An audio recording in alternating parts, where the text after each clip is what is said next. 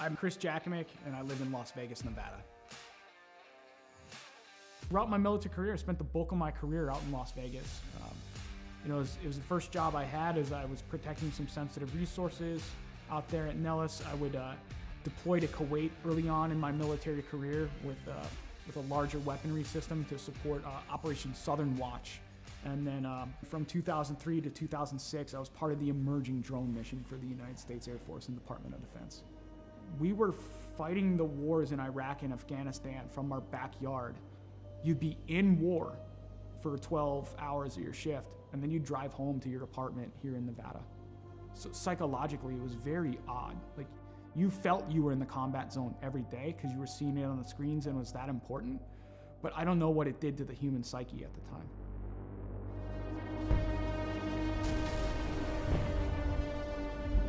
Some things would kind of happen in my personal life after that would change a lot. When Adam joined the Marine Corps, it was a natural fit. Anybody who joins the military, especially after 9/11 happened, you're looking for that purpose. I think that's why he made the choice. It's like, let me go be a Marine. He was in between Fallujah and Ramadi during the heaviest parts of the fighting of the Iraq conflict. I mean, you hear guys like Jocko and everything talk about like the triangle of death. My brother was dead set in the middle of the triangle of death with a Marine unit. I think it changed him. Like, you look at everything across history, you read any of the books out there, war changes anybody that's been involved with it. Trauma or mass events like that changes anybody, and it really changed my brother. And I get that call. I get the text, actually, from my stepmom. It's like, you need to call me as soon as possible. Something's wrong with Adam. All right. Didn't think anything of it. And I'm about to pull off the highway to go celebrate and have some pizza with my classmates, and she's like, Adam's dead. Adam's dead. He had died by suicide that day, 25th of July, 2017. And it changed my world forever. I think that was the first time I saw or heard someone broken through the phone. There was a time where I was concerned that he wasn't going to make it.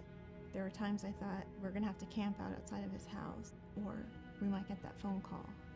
Are we ready for that phone call? I couldn't catch a break. A fellow first sergeant I served with, he had died by suicide. On the day of my buddy's funeral, I'm going through social media, and I see this, what appears to be a manifesto from one of my old airmen. My first thought was like, today's not going to be a good day. And sadly, my hunch was right. He had killed his own family and taken his own life on the day of my buddy's funeral. It was just compounding trauma after trauma after trauma. I cracked. I fell hard with alcohol. That was rock bottom.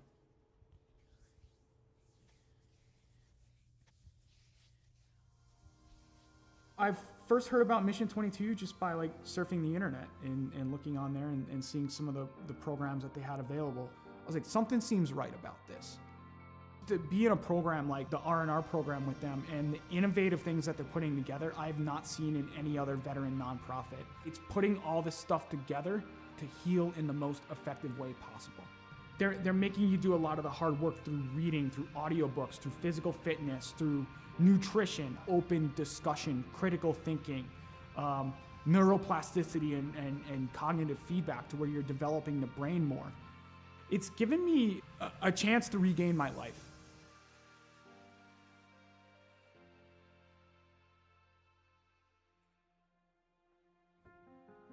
Cycling's been a big part of my recovery. Is around the time I retired a little over a year ago, I set forth, I was like, let me set this goal to ride 2,020 miles in 2020 for another veteran nonprofit that supports Gold Star families and those lost either to accident or to suicide.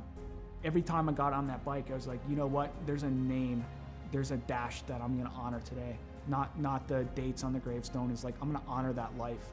So it gave me purpose.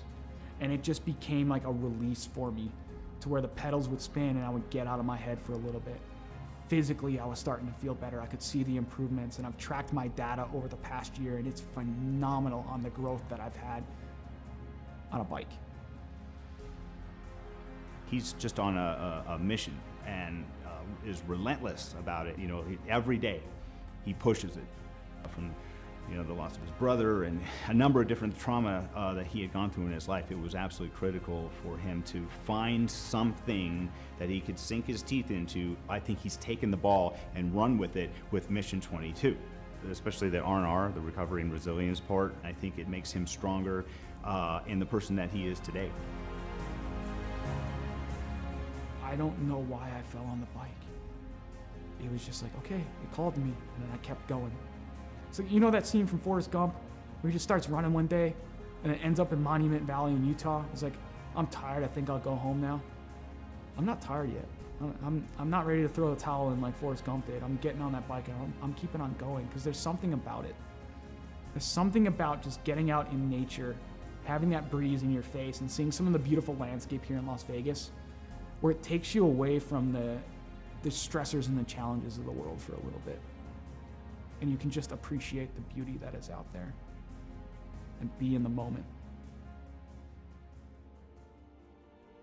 And then it got serious because the Air Force enrolled me in the Air Force Wounded Warrior program, and it got transformed into lo and behold training. If I do this well, maybe I can go represent the Air Force. Maybe my grief and everything in my entire story can come to fruition because I can put the energy into something positive.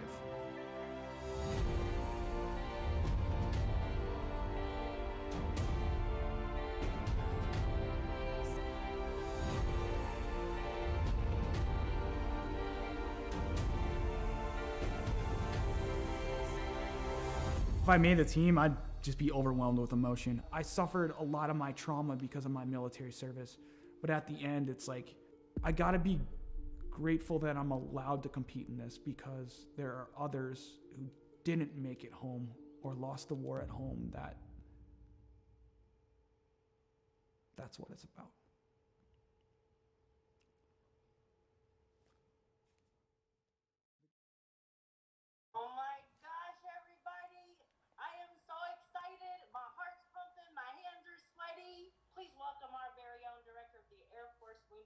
Program, Colonel Rich Obert. Over to you, sir. Welcome, warriors and athletes. Today we're going to announce the 2021 Air Force Team for Warrior Games. The selection was difficult as there were many hardworking and deserving individuals, and the work and dedication was apparent by all. I know the suspense is killing you, so I'll turn it back over to Marcia. Good luck to each of you. Back to you, Marcia. All right, thank you, sir. Starting us out from Air Education and Training Command, Major Daniel, Lieutenant Dan Cariña. Yes. Air Combat Command, out of Texas, Master Sergeant Nicole Nikki Favuza. From Valdosta, Georgia, Technical Sergeant retired Antonio Del Vecchio. From East Liberty, Ohio, Airman retired Pete Murphy. Technical Sergeant retired Margie Hinkle. And coming up next, former pole vaulter, that is very similar to Blaze Velarde, coming to you from Las Vegas, Nevada, Master Sergeant retired Chris Jackamek. Warrior Games competitor back on the team, Staff Sergeant retired Joseph Alex Pate. What? He did All right. big things back in the day. He's gonna do big things. Coming to you from St. Henry. Wow. We look at Mission 22 and we see all the shirts, we see all the flags out there. I don't think enough of the people understand how big the programs actually are and how that is actually in there. And like, I'm a benefactor from the donations of these private donors that are there to allow me to live life, to improve life for not only myself, but for friends, for fellow veterans, for my children, for my girlfriend, for my family, is to be that, to say, you know what? We can keep going at the end of the day. We can keep going, no matter how hard it gets. no matter how difficult life becomes, we can keep going.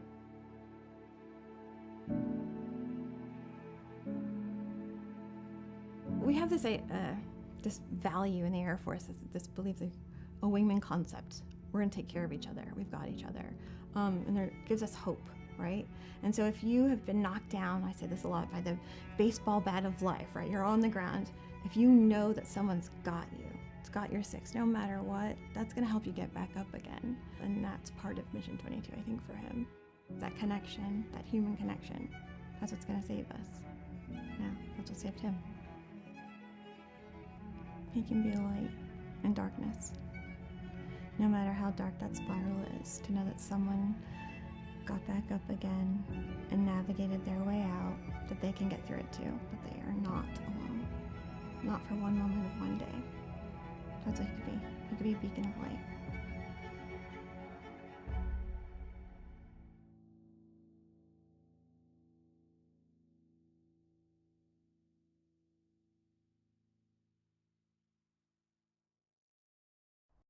Do it.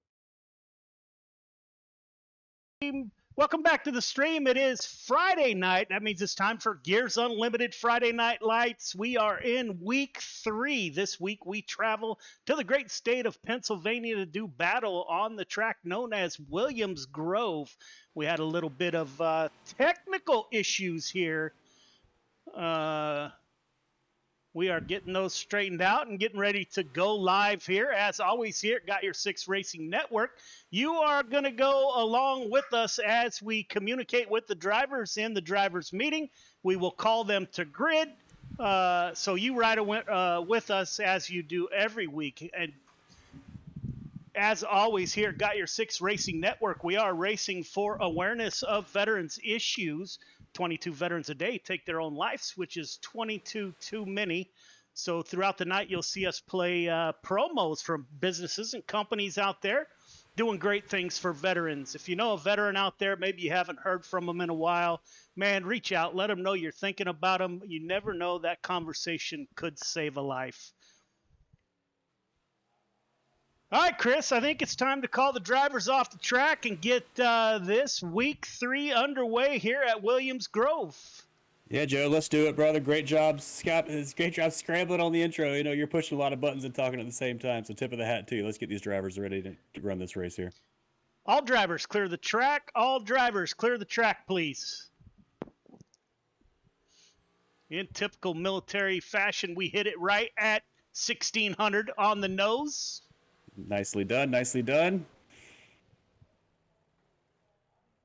All right, drivers, welcome to Gears Unlimited Friday Night Lights, 358 Modifieds, brought to you by A&J Landscaping. I'd like to thank them for coming on board.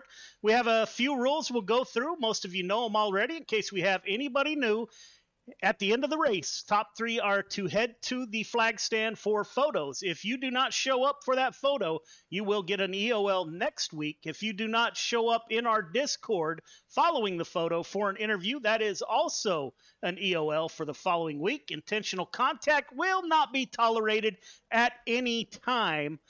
Call-outs on Discord or anywhere else. If you get into an incident with another driver, I ask that you cool down before you decide what you are going to do next. Call-outs are not acceptable on our Discord for sure, but we appreciate it if you also keep those comments to yourself until you can have a man-to-man or driver-to-driver conversation elsewhere. If we find out about it, that is probably going to be another vacation.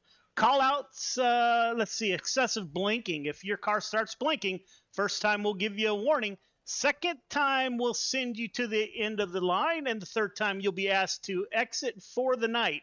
If you bring out 2 cautions in the same race, could be a heat race, could be the feature, you will be done in that division for the night.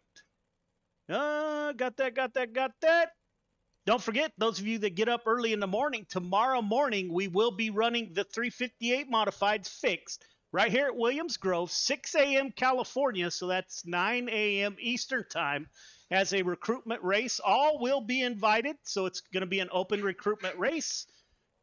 Unless we have any questions, we will advance to qualifying. So if you have questions, now's the time.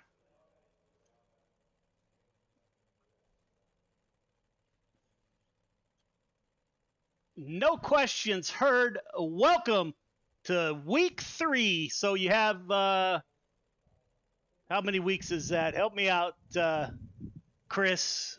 So we got 12 weeks, 9 weeks, 10. You got 9 weeks left. 9 weeks. 9 weeks. 9 weeks remaining to punch your ticket for the Week 13 Dash for Cash. It's going to be a minimum of $500. Once again, you must be a feature winner and you must participate in at least 6 weeks of the season.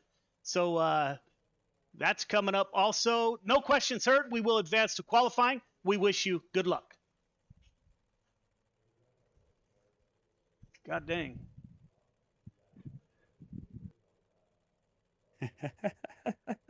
They're calling you out.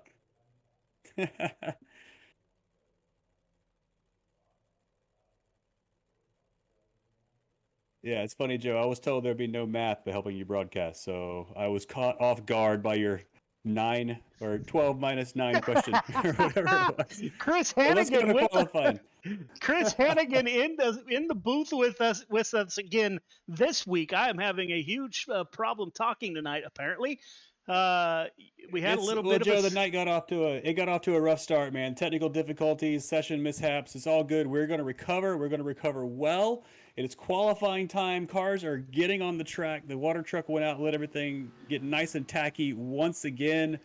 I'm going to keep an eye on this session for Travis Anderson in the 033. He was quickest in practice. He's leaving out on track right now. And the track looks like it got nice and tacky again. A little bit of a slick going into turns 1 and 3, but we expect that here at the Half Mile Williams Grove. And let's see what kind of times the drivers can put in qualifying here. We will go on board with your mentioned 033 car of Travis Anderson, member of the CTM Racing Group. And they had a good week last week, Chris. He ran into some problems in the heat races, but all in all, it was a good week. He was up front. Randall Dixon in the 111 at the top of the board. He puts down a 21-23. Looks like a strong time holding up so far. It's an interesting track, Williams Grove. It's kind of a long straightaways, tight turns. You throw the car in, you got to think about the line you want to get the most speed out of the corner. Travis Anderson, 033, clocks in with a 21.3. It's only good enough for 7th quick at the moment. Randall Dixon holding on to the pole so far with a 22.2. Michael Carter, last week's race winner, is up there P2 at the moment. Joseph Grandy in the 518 jumps up to 3rd. Grant Wesley, we had the camera on the 88 car. He's up to P2. So he tucks in behind Randall Dixon. Got the Ingram brothers back on track. They were out doing some tow truck work for a local dirt track out in Georgia where they live. 10 car is back with us. He's currently 15th quick in that 10 car. James Ingram, the elder of the Ingrams. This is brothers and a dad. There you go. A big happy family. Let's just call it that way. James Ingram in the 40 machine. 19th quick for James Ingram. Randy Shreves out on track. 12th quick in that 56 machine. Anthony Marvulio in the 238. 16th quick. Chris Anthony finishing up their time here. He races midgets out on the East Coast. He sent me a picture on a restart, and he tumbled over a few times this past weekend, so he went for a real ride.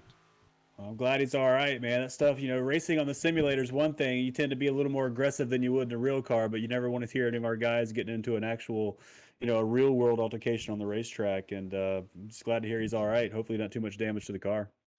Randall Dixon with your quick time in that 111 machine. All drivers to the grid, please. Heat 1 to the grid. Randall Dixon, Michael Carter on the front row. Chris Cox, Carson Nicholson in row number 2. Donald Ingram, Anthony Marvulio in row number 3. James Ingram rounds out your first heat of 7 drivers. All right, drivers, welcome to heat number 1. Leader Needs you 1.5 car length behind the pace truck. Everybody else, once you get the 1 to go, going to ask you to tighten it up. Half car length between yourself, the car in front of you. The start is on green. Do not jump the start. Do not pass before the start finish line. Got 8 laps to get it done. I believe everyone is going to the feature. However, the top 4 automatically advance to the feature. Race hard, race clean, put on a great show. Good luck.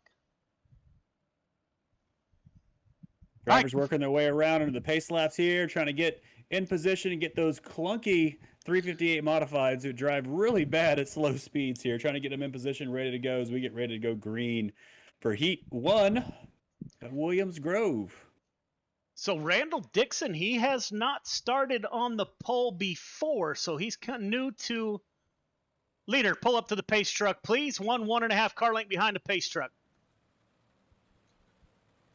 Yeah, need a little nudge every now and then. First time around, you got to get some, figured out a little bit closed up there for you though. So we got 7 cars on track, 4 go right to the feature. But as you said in the opening, that I think everybody's going to the feature tonight. So everybody's tightening up here. It will be Randall Dixon that brings us to the green flag. They are going down the back stretch. The lights are off on the pace truck. That pace truck will make its left turn into pit road. We have 8 laps to get it done. Who do you got, Chris? I think in this race, I'm going to have to go with the other Chris Cox. I've seen him race the past few weeks. Really good driver, really strong, working his way through the field. Coming off of turn number 4, I'll take the 71. My teammate Carson Nicholson in that outside second row as they work towards the green flag. Green flag is out. We are underway. 111, I imagine, will dive down low. Michael Carter got a great run on the outside here coming out of turn 2. He's going to have the momentum down the back straightaway. Can he clear Dixon as he heads into turn 3? He does. Dixon's going to back up. That's going to put Chris Cox on the inside of Carson Nicholson, who's going to work around the outside. Looks like the outside lane is the place to be so far, Joe. Yeah, that's slick. I'm surprised the track has wore so quick. Typically, this track does not wear that quick, but we're 3 wide for that second position, Chris. Yeah, look at this. Look at the lead. Michael Carter's pulled out in 1 lap already over Randall Dixon and Carson Nicholson. Chris Cox settled into P4. Got a little bit of pressure from Anthony behind him there in P5 in the 238 car. All these drivers seem like they are sticking to the low entry into the corners, running that slick and sliding up to the tacky stuff to get the bite coming out of the corner as we go single file here on lap number 3. On board with 3rd place, Carson Nicholson in the 711 car. Michael Carter still holding down the lead. He's been there since the beginning. You can hear him working the throttle. The track, I'm super surprised that it is as slick as it is this early. It's going to be a handful for these drivers in the feature race after you run 3 heat races on here and yellow flag's out. Looks like James Ingram involved in an incident. Your replay tonight brought to you by the Dirt Track Bank. Let's take a look. See if we can get a good view of what happened to that 40 car coming on the front stretch. Right in the center of the slick. The 10 car had to check up for the 238. And it looks like James Ingram gets into Donald Ingram. So that'll probably be I think that was a little of a accordion effect there. So the 3rd place car here of Anthony Marguva, I can't say his name, I apologize, but Marguva, so he takes a tight entry into the corner, and what that did is it kind of bottlenecked everybody behind him, and then, I'm sorry, not Anthony, I apologize, it's the 711 car of Carson Nicholson taking a tight line into the corner, and everybody just kind of stacked up behind him, and unfortunately, the last car in line there is the one to pay the price. Everybody ran out of room, so just a consequence of the racing lines there, it looks like, Joe. Yeah, man, we're working lap 4 of 8. It will be Michael Carter this time that brings us to the green flag. The restart this time is on the leader, not necessarily on the green flag, so the leader dictates the start. Working lap 4 of 8. Carter, Dixon, Nicholson, Cox are your top 4, currently in the transfer positions. Pace truck is off. Michael Carter looking for that restart. He is off. Nicholson. Look at side by side there before the line. They started stacking up, and look at the lead. Look at the jump Carter got on the group because that little hesitation from the 111 car over there, Randall Dixon, gives Carter a huge lead after the first 2 corners here. Looks like the battle is for second currently. Carson Nicholson battling it out with Randall Dixon as Carter moves away from the field. Already a second gap, Chris. There's just not much traction there coming out of on the inside of the corners, coming off into the straightaways. The outside lane is the lane you want to be on, but unfortunately for Chris Cox in P4, who's just actually in a threat here from Anthony there in the 238, he's going to get passed around the outside. And also you got Donald Ingram showing up to the party there. As the first 3 drivers start to check out, the battle here is for P4 in the final 2 laps. Yeah, that 10 car is a feature winner last year, so he can get it done. See if he can get by these 2, but they're 2 by 2 in front of him. Little contact by the 10 car. Yeah, racing hard for that P4 spot tonight. Start the final lap here. 1, 2, 3, go across the line. The battle's definitely for P4. 238. Anthony's going to get the move done on Chris Cox. He's going to hold P4. Chris Cox has got 2 more turns to try to get a move back under Marvugio. I'm going to get it right by the end of the night to get the job done here. Looks like the drive is going to be for 4th place. It will be Marjulio. Carter, Dixon, Nicholson, Marjulio are your top 4 heading straight to the feature. Heat 2 to the grid. Heat 2 to the grid, please. Grant Wesley, Anthony Vitale Jr. on the front row. Randy Shreves, Brian Dickens in row number 2. David Tormachi, Michael Vitale in row number 3. Samuel Bachman round out your field of 7 drivers.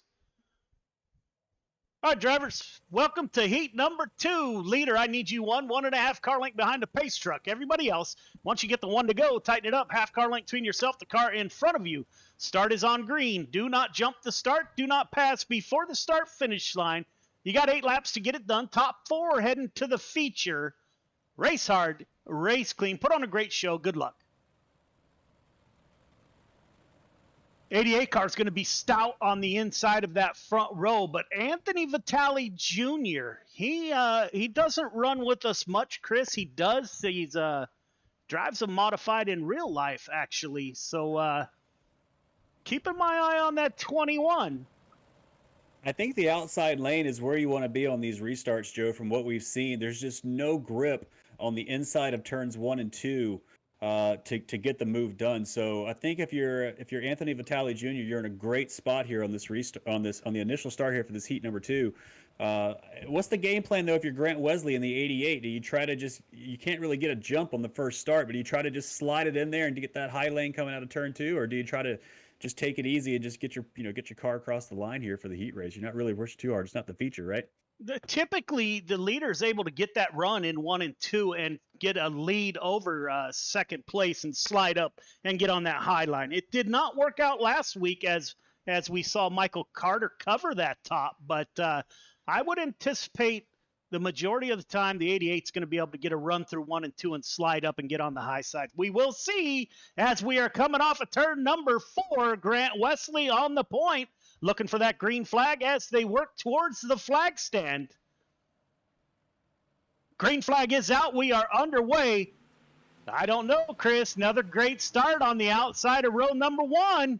Yeah, I think that outside lane is where you want to be, Joe. Look at the grip he's going to have coming out of turn 2. He's going to have the momentum. The 88 is going to try to slide out. The door's not closed. There's no room. I'll say it that way. Big checkup on the 88. Look at the car stack up behind him in turns 3 and 4. That scattered everybody. We got a huge race out of turn 4 here on the first lap. Anthony Vitale Jr. takes over the lead. Wesley in P2. Randy Shreves. Michael Vitale in the 213. As always, we got to thank Michael Vitale for his service to his country and the United States Air Force. Michael, thank you for all you have done, my brother. Yeah, as the 213 is still under, now he's under attack from the 122. The driver out of North Carolina, Brian Dickens, slides right up to that rear end. Looks like Grant Wesley now under attack from Randy Shreves. Yeah, this race just keeps going and going. 21 car starting to slowly fall back into the clutches here at P2 and 3 and 4. Nice race for P4 between Shreves and Vitale here. They're closing right up on Wesley. Everybody's here right on top of each other. One mistake from any of these drivers, and you're going to be, in the grass of the car behind you. 213 trying to get a big run out of turn 2 here under Shreves. Not quite able to do it just yet. You're seeing all these cars now running above the slick all the way around the track. More of a single file formation, but I tell you what, the leader's gap is now completely erased. Vitali Jr. here is under threat from Wesley Shreves, and I guess Vitali Sr., right? That would be Michael Vitali. Yep. So once this track wears out, we're looking for that top to get wore down. This will turn into a 2-lane track. It takes quite a few cars and quite a few laps, but we will get there. Big slide there from big slide from Shreves, who kind of, I don't know if he missed the corner or just went in a little too hot. That's going to let Vitali try to get under him here as they head into turn 3. Of course, Vitali's not going to have the best spot on the track, but look at that battle for the lead here too, as Vitali Jr. is under threat from Grant Wesley.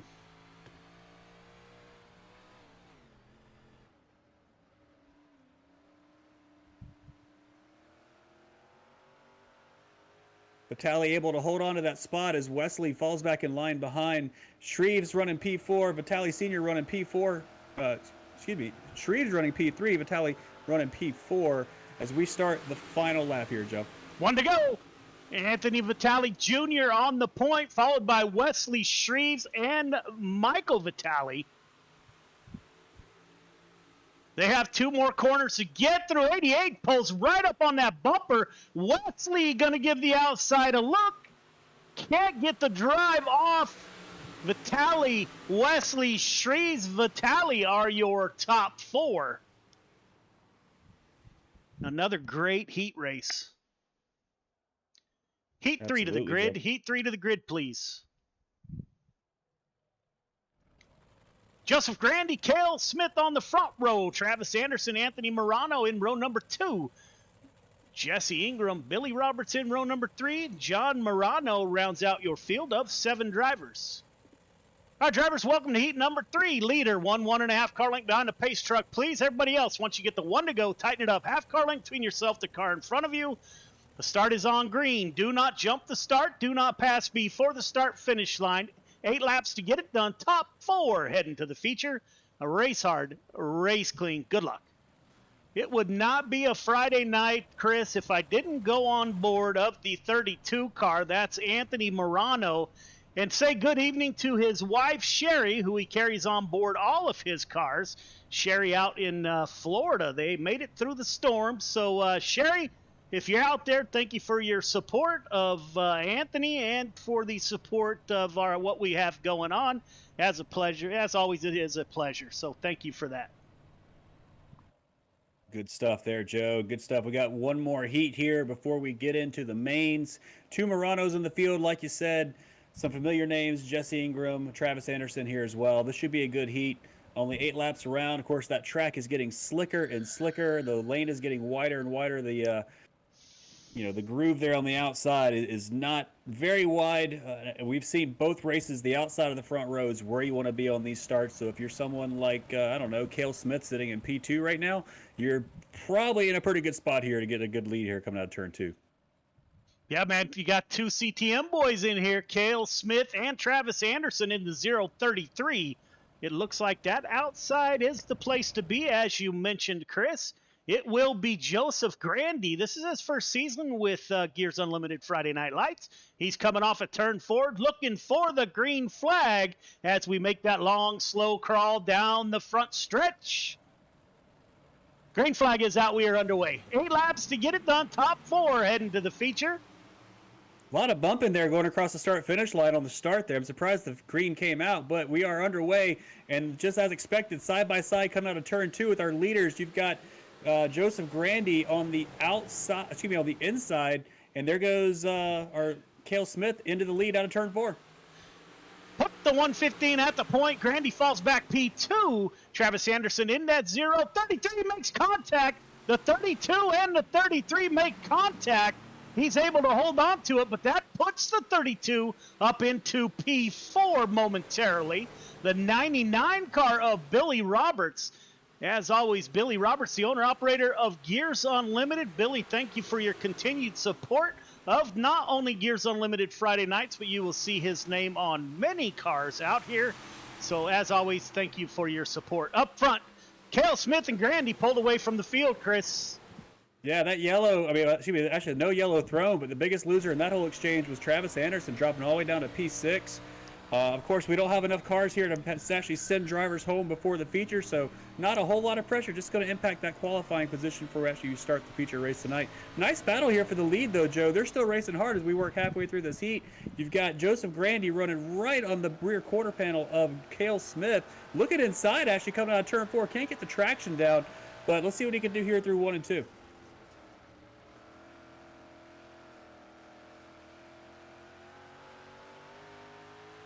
Gets back in line. Great battle up front. Jesse Ingram in the 7 car is in the 3rd position. Billy Roberts is in that 4th and final transfer position. Travis Anderson falls back to P6 after that contact. I think this is going to be a great battle up front. Joseph Grandy has been running Williams Grove all week in the Coast to Coast Racing League, so he knows how to get around this place. He's been here all week in various cars, this being one of them, putting the pressure on the CTM driver of Cale Smith. Yeah, putting a lot of pressure on. They almost got the backup there with 2 laps to go in 1 and 2, but I think they're just going to run around and maybe try to finish in this position. Real battle back here, back for 3rd place. You got 4 cars all kind of battling for the same real estate. They've actually strung out just a little bit since the last time I looked at them here, but they are, as the Jesse Ingram was really high there in turns 3 and 4. It's going to allow Billy Roberts to get right up behind him here as we start the final lap. 1 to go. Will Grandy try to make a pass? He's ducking to the inside. Will he try a slide job, which you don't see a lot here at Williams Grove, but will he get drive off that bottom side? Cale Smith with a great run off of 4. Smith, Grandy, Jesse Ingram, and Billy Roberts, your top 4. We saw some great racing tonight so far, Chris. Yeah, so far this is working out really good, Joe. You've got some drivers battling hard. You see the track slowly taking shape here, and I think we're going to have a nice feature in our hand here with when all these cars get on the track at one time. 3 minutes of warm-up. 3 minutes of warm-up, ladies and gentlemen. We will be right back.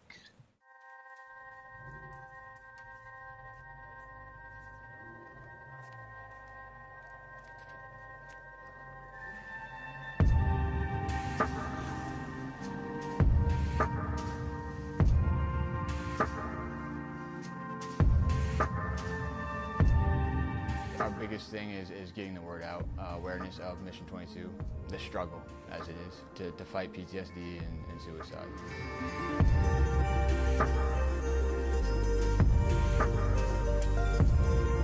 My name is Corey Decker. I'm the state representative for Mission 22. This year's been great. We got a bunch of great guys that have gotten together and decided to create this rally. The word's getting out, and it's turned into quite an event where we can actually help a lot of veterans.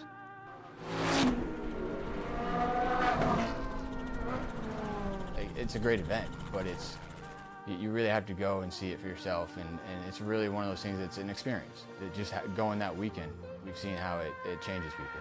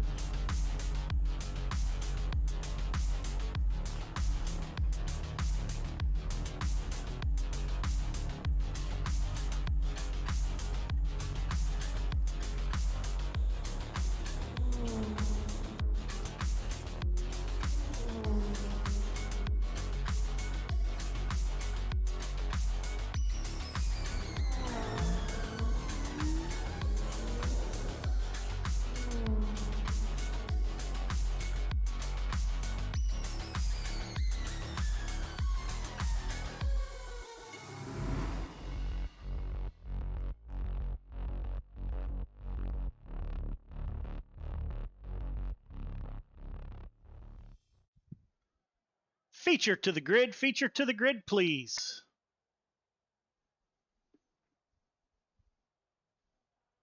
Michael Carter, Anthony Vitale Jr. on the front row. Cale Smith, Randall Dixon in row 2. Grant Wesley, Joseph Grandy in row number 3. Carson Nicholson, Randy Shreves in 4. Jesse Ingram, Anthony Marjulio in 5. Michael Vitale, Billy Roberts in 6. Chris Cox, Brian Dickens in 7. Travis Anderson, Donald Ingram in 8. David Tormachi, Anthony Morano in 9. James Ingram, Samuel Bachman in 10. John Morano will round out your field of 21 drivers. All right, drivers, welcome to the feature. The initial start is not unlike your heat races. Leader, stay 1.5 car length behind that pace truck, please. Everyone else, once you get the one to go, tighten it up. Half car length between yourself, the car in front of you. The initial start is on green. Do not jump the start. Do not pass before the start finish line. Got 25 laps and a ticket to the Dash for Cash in week 13 on the line. Race hard, race clean. Good luck. All right, Joe, here we go. 25 lap feature, 358 modified, round 3, Friday Night Lights. This is going to be fun. Everybody's going to be running hard. I think you can't help but, my pick right now has got to be Michael Carter. I know he's on the inside line, and everything we've seen so far for all these races has said that, the outside lane's the place you want to be. But I got a feeling Michael Carter's going to be able to hold off Vitale here in the first few laps and get that lead and pull away, hopefully. I know it's early, but I took a peek at the points, and actually, I'll look again here real quick. Wesley is leading in the points in that 88 car, if my old memory serves me. Let me see. I'll have to get that pre-race. It is Michael Carter. Pace truck should exit this time by with Anthony Vitale Jr. to his outside. Cale Smith, Randall Dixon in the second row.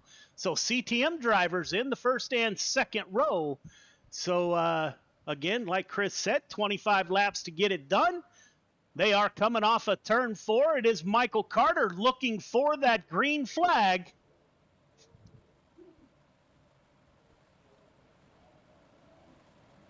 Seems like it takes forever, but it is out. We are underway. Let's see if that 15 car, Chris, can get that bite on the bottom and slide up. He will this time. Exactly what he did.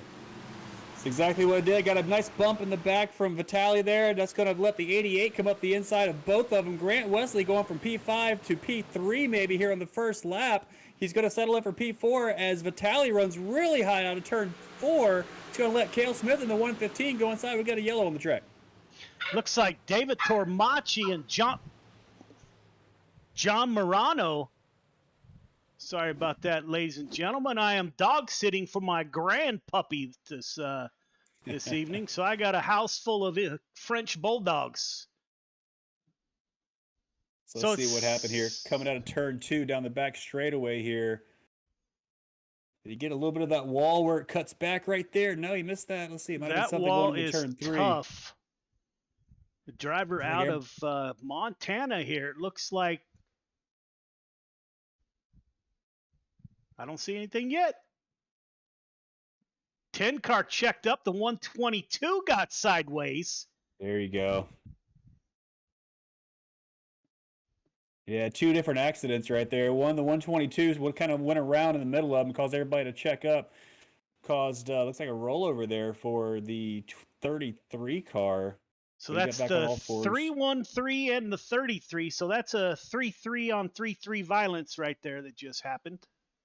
It's probably an Uno joke in there somewhere. But I think we're getting ready to go back to green. I think race control is trying to sort out some stuff here. But, yeah, just one of them racing deals. I think everybody kind of checked up and just ran out of places to go there. But your leader now, Michael Carter, did get the lead, did the slide job on the first 2 corners, just like we expected in some of the heat races there, able to get the move and have it stick. Thankfully, Vitale didn't try to sweep under him. Instead, just kind of ran in the back of him there, coming out of turn 2, giving them both the positions to stay in 1 and 2. Biggest gainer so far, I thought it was Grant Wesley, but my timing. I'm showing all the way back to 15th. Didn't change. Well, 12th and 13th, maybe. Nope. I think my timing's got an issue because my timing is not showing anybody. Yeah, that's what I see on. That's what I see on SDK, all the way down to 15th. No changes. That's Well, interesting. if the yellow came out on lap 1, right? Well, here we go. Go back to green, Joe. Go ahead and take it. So Michael Carter, restart was on your leader. He's able to get out in front once again. That restart is not necessarily on the green, but it's on the leader. We got beating and banging going on in the back of the pack. That's typical Williams Grove. That's Cale Smith. He's trying to get up, take over P2 to get behind his teammate. Looks like Randy Shreves. We've got a few cars around in the back. Got a wreck in turn 4 there, Joe. Yep. A lot of cars checking up in the turn 3 right there. And again, I don't think we actually finished. I think we did finish lap 1 that time. That's why the order didn't reset. We never actually finished lap 1. Therefore, the order was reverted back to the start. But that time, turn 3, a lot of cars sliding in. And just like before, they kind of slid in and it didn't stop sliding. There you go. It checked up and everybody's kind of runs in the back of each other. And Williams Grove incident in turns 3 and 4. Travis Anderson once again, man, he's gonna be frustrated. This is the second week that car kind of crab walking now down the front stretch here. So the CTM driver will be headed to the pits, I am certain. Meanwhile, back up front, it looks like Looks like Randy Shreves with the EOL in that 56 machine. Yeah, drivers working them ways out. Race control is trying to sort it all out here. Up front, definitely Michael Carter still in your lead. Vitaly second, Cale Smith third, Randall Dixon fourth, Grant Wesley fifth. And it did look like 033 of Travis Anderson well, he's actually showing on my screen in P14 right now, so I don't know if he's actually pitted yet. I don't think he has. Well, maybe he has. I'm not sure. I need to go back and check. But, yeah, lots of action here on the first couple laps as we try to get everything sorted out here and try to get some green flag racing. It's just hard. Everybody's diving into turn 3 right there. You got so much speed down the back straightaway, and they get there. That track's nice and slick. You start turning around sideways, and unfortunately, there's not enough room for everybody to do that together without running into each other, I guess. So yes, sir. Williams Grove is just a beast. And that turn 3 and 4, as you mentioned, man, it's just hard to get in there. So we should be single file restarts from here on out. You get 2 shots at double file. After that, it goes single file the rest of the race. So hope that helps a little. We will see. Lights are off on the pace truck. Chris, we're getting ready to go back to green on lap. I guess I should have advanced here. Almost missed the restart. Michael Carter at the front of the field. Got a good lead in the turn 1. Nice jump there over Vitaly. Vitaly's got Cale Smith right behind him. More cars further back trying to battle it out. 7-11 cars trying to get under Joseph Granite. That's Carson Nicholson running P7 right now. Looks like everybody's made it up to the high groove and sorted themselves out here. Got the 7 car in the wall out of turn 4 a little bit. Jesse Ingram bounced off the outside wall. Looks like he got it back and didn't get too much damage there. 7-11 is going to run the inside here as everyone else goes on the outside. Got a little move there under Joseph Grandy in the 518. Then he gets hit and he goes into the retainer wall on the inside. Massive hit. We're going to have to take a look at that as I definitely didn't have the camera focused on that. Nicholson on that bottom. Yeah, Nicholson running the inside. I think he kind of came up and maybe a combination of Grandy coming down. Yeah, it just kind of came together. And unfortunately, he probably hit the sharpest spot on this track. Just missed the wall there. It hit the inside wall. It doesn't get any worse. I mean, if you're going to crash, you might as well get your money's worth, right? There he goes. He just banging it. That's got to be, I don't know if that's a toe or what. Let's take a look at where he's at on the track. He's coming out of the pits now. That's definitely a repair. He was able to reverse and get out of there. So 71 of Carson Nicholson. He was running towards the front. Gets caught up. I think Grandy was going down low to make a move on Wesley. I was talking when they said who got the EOL. Looks like Grandy might have gotten the Looks like it yet, Joe. I'm looking for it too. Grandy. I don't know if you could call that was. Where's Grandy? He's still. Sorry, folks. Looking through the grid here, trying to find my drivers. He might have exited because I don't see Joseph Grandy I in don't, the I don't field see any it. longer. Yeah, he did get the EOL, and he's actually disconnected from the race. So I don't know if he agreed with that. I don't know if I don't want to second guess race control in the broadcast. That seemed like both drivers kind of going from the same spot, but I understand there's consequence and a reaction. So unfortunately, though, for Randy Shreves in the 56 car, he just walloped that inside wall, and he's dropped all the way back. I'm sorry, not Randy Shreves. My apologies. It was the 711 car, Carson Nicholson, who has dropped all the way back. Actually, he's off the track. No, he's on the track. Sorry, there's a little bit of lag here. He's back in the line, so he got the EOL by default by going into the pits and getting a new car. So up front, yeah, you still got Michael Carter leading the field, 21 of Vitaly second, Cale Smith in third. Working lap 4 of 25. We have a long way to go as Michael Carter gets a restart. Starts up high, cuts down low, puts a lead on the 21 of Vitaly Jr. Your front group are nose to tail. Tell you what, Vitaly Jr. got a good start there with Carter that time. Carter did not get the jump that time that he got on the previous 2 restarts. So you've got Vitaly and Cale Smith right on the bumper of Michael Carter here. Now, we know Carter's a great driver and has the ability to get that car moving around this track very quickly. So it's going to be still hard for Vitaly and Cale Smith to do anything, but at least they're there now and have a shot here if Carter happens to make a rare mistake.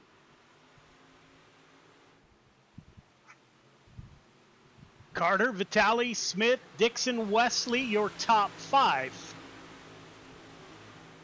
There's like another Brian yellow flag on the track. Dickens involved in an incident. Let's take a look. In that 122 car involved with Samuel Bachman in the 00, the James Bond car. Yeah, he had a good run here going in P5. I'm sorry, that's not the. I'm looking at something else again. Apologies, Joe. Yeah, look, more cars going into turn 3, get really sideways.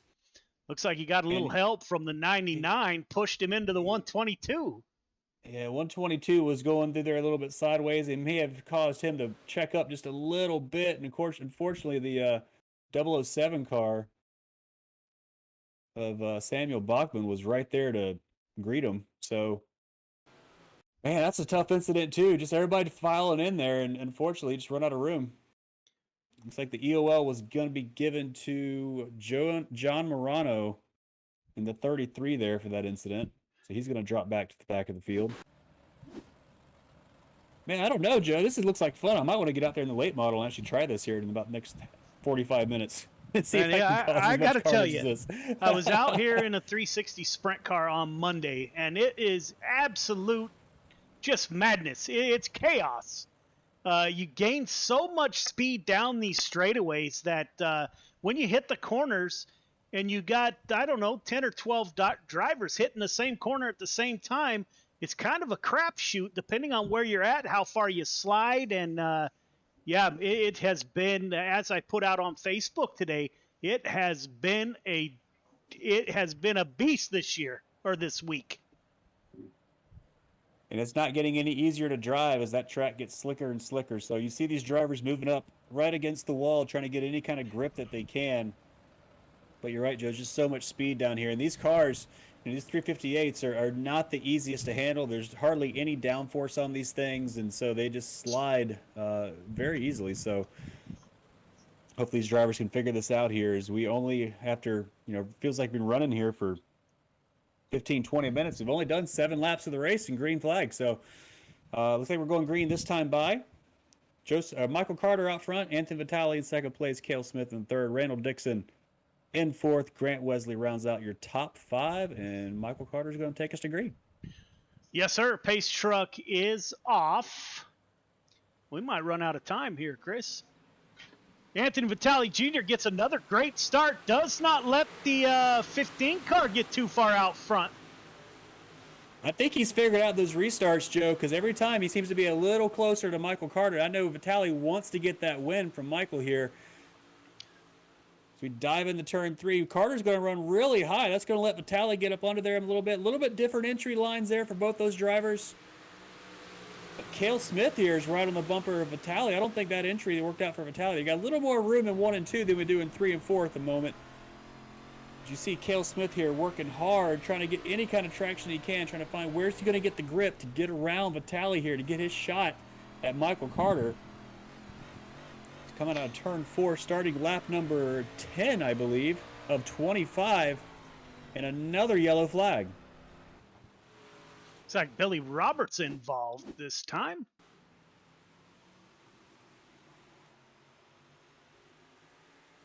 Running behind James Ingram and Brian Dickens. Ingram, he's real close to that outside wall. Yeah, Billy Ingram slings it in there. Up high. You see Roberts trying to go around the outside here. They're just going to wash into each other a little bit. I don't know if Roberts ever had that corner, to be honest. I mean, he was in there all the way to the wall, so unfortunately collected the 33 of John Morano in another incident tonight. Looks like Billy Roberts has gone ahead and retired his car for the night, so that's going to take him out of the race. And drivers are sorting themselves back out, and we're going to try to go green again, start lap number 11 of 25. Yeah, we got a ways to go here. We're at 14 minutes. And I think this race expires at 25, so I'm not sure we're going to make it. Yeah, we might have a timed race situation here, Joe. We got about 10 minutes left, and we got about 15 laps to do.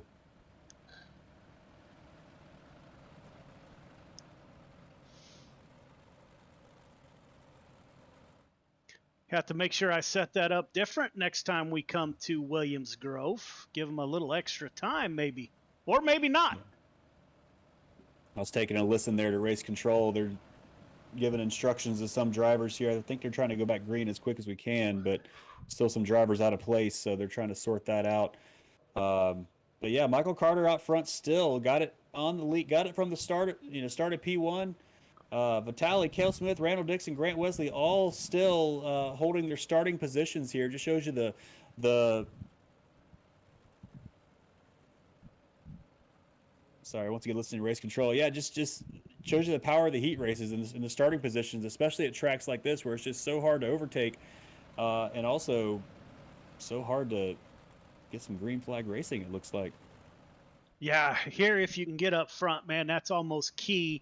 It gets dangerous up front late race as everyone starts to try to think about sliders and making that one final move. Man, it can be dangerous to even be up front. I was on the front row, and actually the outside front row cut down and piled up the whole field on Monday night. Restart underway. You got Michael Carter once again pulling out a small lead over Vitale, who's right there with him. A little bit of gap to P3 and Cale Smith. Randall Dixon fourth. Grant Wesley remains in fifth. Jesse Ingram up to P6 in that 7 car. Leaders running right against the wall there in turns 3 and 4.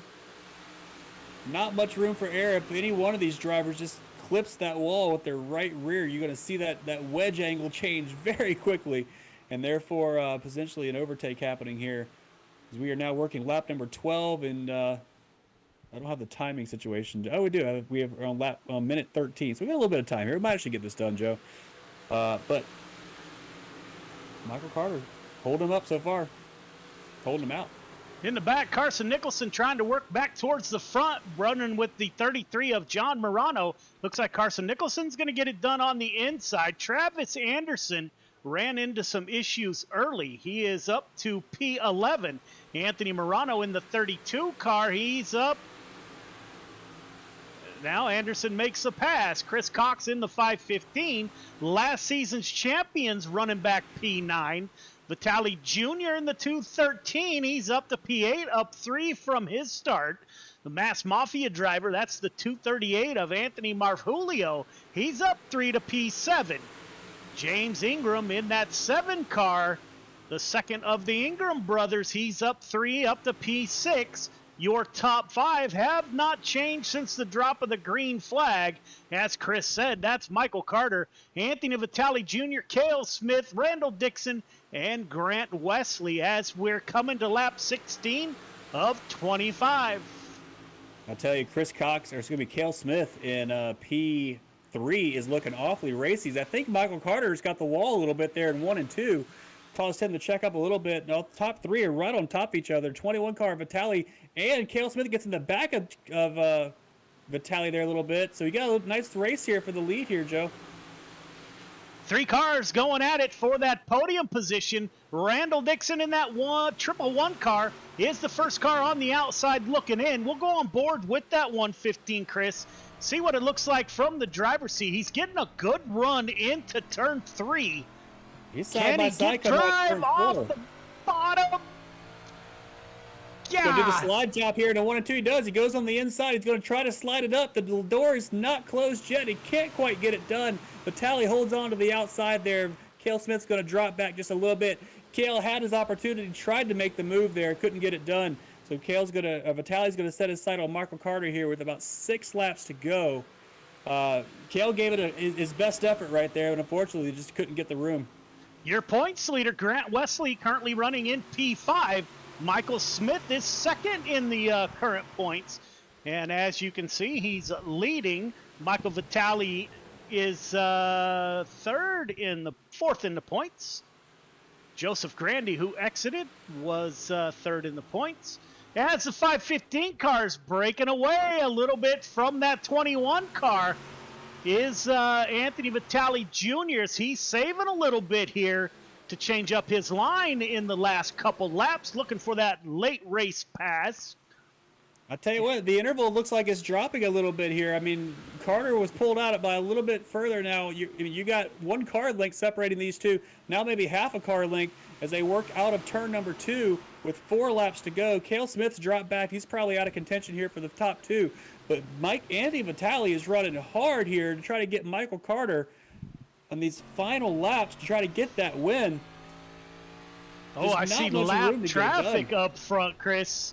Will lap traffic come into play? I guess there is a pretty big gap there. Maybe not. You never know. You never know what's going to happen here. And you got 3 laps to go. Vitali's trying to run down Michael Carter here. He's definitely closed the gap down, but it's, as they say, it's one thing to catch him. It's a whole nother thing to pass him. And that's what we're witnessing right now. With 3 laps to go, where he's going to get it done? He's got to send it going into 3 or 4. Or excuse me, 1 or turn 3. That's the only thing you can really do here. He is strong in turn 3. He closes that gap every time in turn 3, but then it kind of stalls out turn 4 exit, and the 15 car's able to get a run. Working lap 24 of 25. We got 2 to go. Cale Smith's caught this battle again. We got 3 cars for the lead. Carter gets a kind of angles turn 2 to get that run down the back straightaway. He might have found something there and pulled out a little bit of a gap. If you're Anthony Vitali, you've got to do something now. And there's a bump to try to upset him as they start the final lap coming out of turn 4. 1 to go. Michael Carter leading Anthony Vitali Jr. by not much. Vitali goes up hard, and Cale Smith dives down low. Bumping and banging out of turn 2 for Cale Smith trying to get P2. There's the slide job coming. He sends it up the inside. He's going to get it in front of Carter. Crossover to make Carter. It stick. It is a drag race to the line. Carter, Vitali Jr., Cale Smith, your top 3. So we had a ton of cautions, Chris. In typical Gears Unlimited Friday Night Lights fashion, these cats show up in the end and put on an amazing show. Top 3, start finish line, please. Top 3, start finish line. What a show. Anthony Vitali did what he had to do right there. He tried to send it. He made it. He did everything right. Michael Carter did everything right in response. The upset almost went to Cale Smith right there, who got a massive run out of turn 4. Almost overtook both drivers. I think he got in the back of Vitali there just a little bit coming out of turn 4, which killed his momentum. But I tell you what, that was a great ending to a race that started, not the best, but what a great way to finish it. Yeah, man. All right, drivers, up for your interviews in Discord, please. Yeah, absolutely. What a great way to end the night. 2 CTM drivers again. That's Cale Smith and Michael Carter. Put on a whale of a show as they typically do. Man, that's great to see. Cale Smith, I see him in the booth. Let's pull in the 115 car. So he started third, finished third in that 115. Cale, this is Joe. You got me?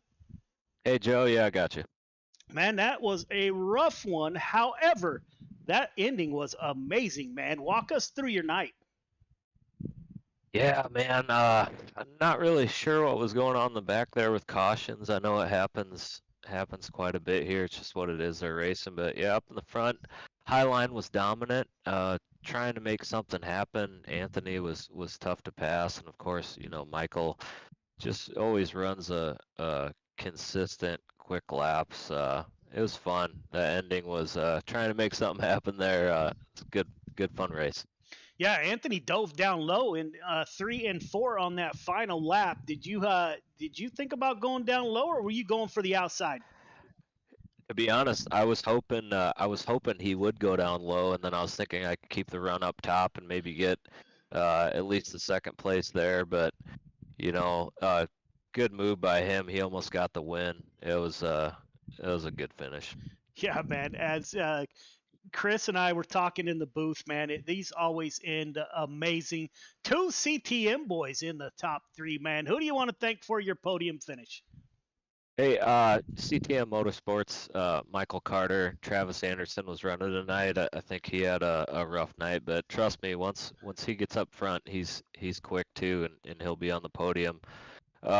Thank you guys, man. You and Chris man, he's doing a great job too. I watched the broadcast and it's really fun to watch. This is such a great league. Big shout out to the guys that actually run in this league. They're really quick. We've ran some races with some of them pro guys, and it's just so rough. So we really look forward to coming here every Friday night and racing with clean and respectful guys. So appreciate you guys.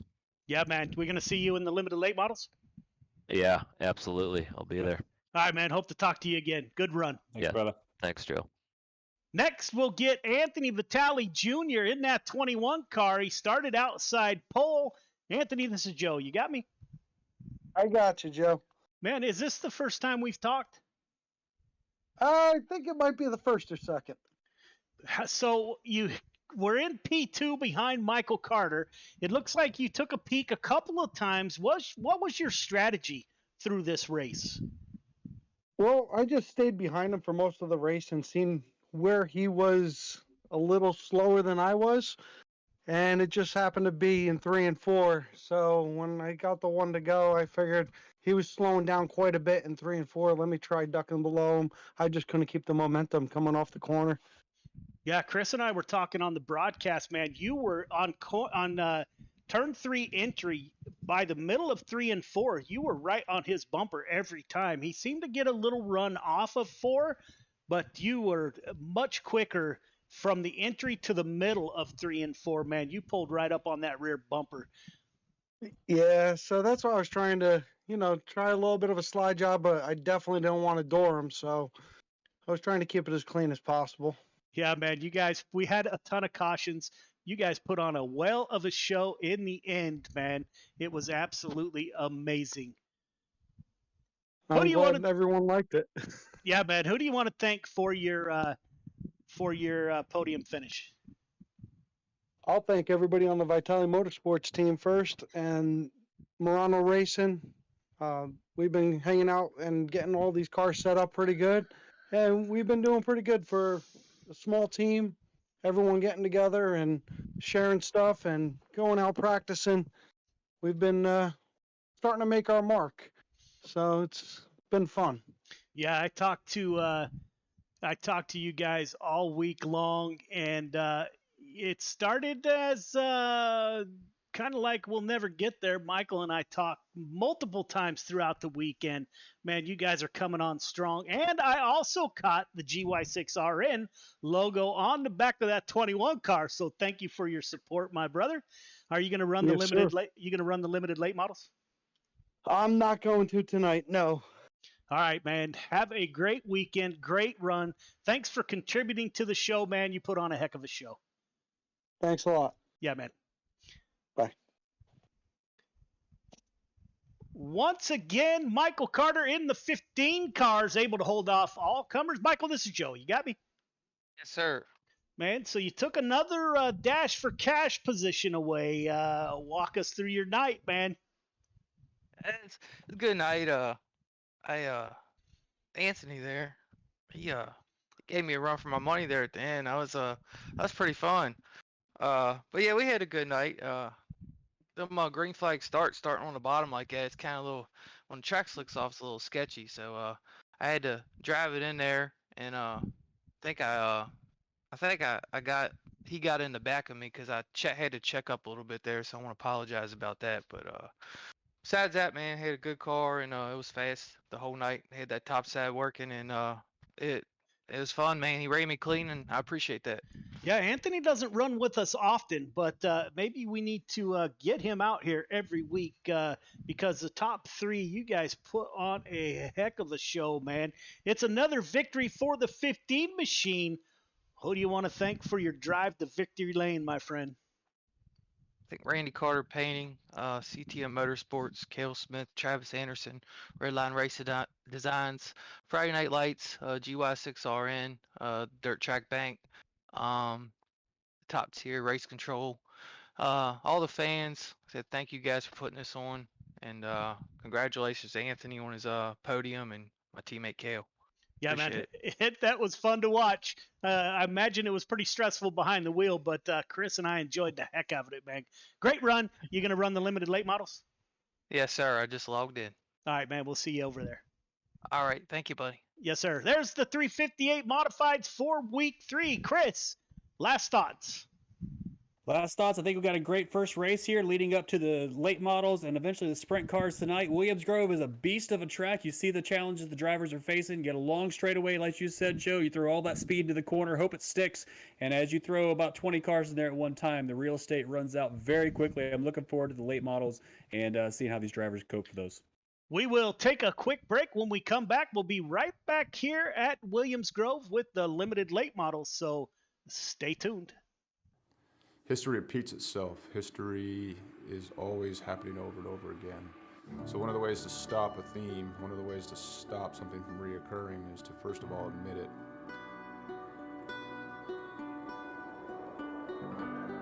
It didn't take long for us to quickly realize that there was power behind Mission 22, power behind its brand, power behind its message, and power behind its people that represented it. All right, my friends, day 19 of 22, the 22-day push-up challenge. Day 19 means 418 men and women have possibly committed suicide in the last 19 days. I went and looked up my ship, the USS Rushmore. More people who have killed themselves by now than ever served on our ship at one time in just 19 days. 19, 20, 21. One more. Y'all ready for the last one? Yeah, Mission 22 has become a decentralized nationwide effort to show love, to raise money, to be available for other warriors, to be able to be a point of contact, to let the warriors know, but also for warriors to let other warriors know that there is a community. You're not alone. This isn't happening in silence. You're not forgotten. You know, we brought 4 veterans from all different parts of the United States and brought them together to hike through the state of Oregon. May God bless you on your journey. Thank you for serving our country and for being willing to go on this walk. I'm praying you feel peace and strength with each mile. You know, on this hike, some folks found God, some folks remained sober, some folks lost a significant amount of weight to be able to participate. And not so much just a healing walk for us as warriors, but for us to contribute to other people's healing.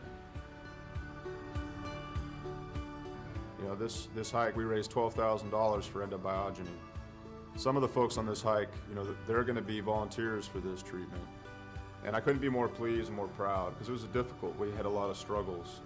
Not everything on this hike went pretty, you know, but we put some skin in the game. At the end of the day, we were able to raise money and we'll be able to use that money so guys can get the treatment that they need. The War at Home Monument is an example of our social impact, of our awareness, of our permanent fixture to do the work that we can't always do, to always remind us of what we've lost and what we will lose if we don't reconcile it. And what we've done is taken 20 different veterans with their families' permission and used them as a silhouette to cut out of a 3,000-pound plate of steel.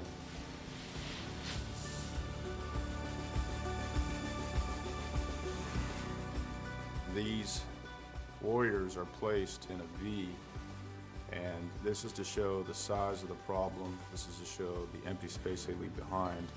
And it's also to be a constant reminder of what happens when we don't listen to the stories of the warriors that fought in our name.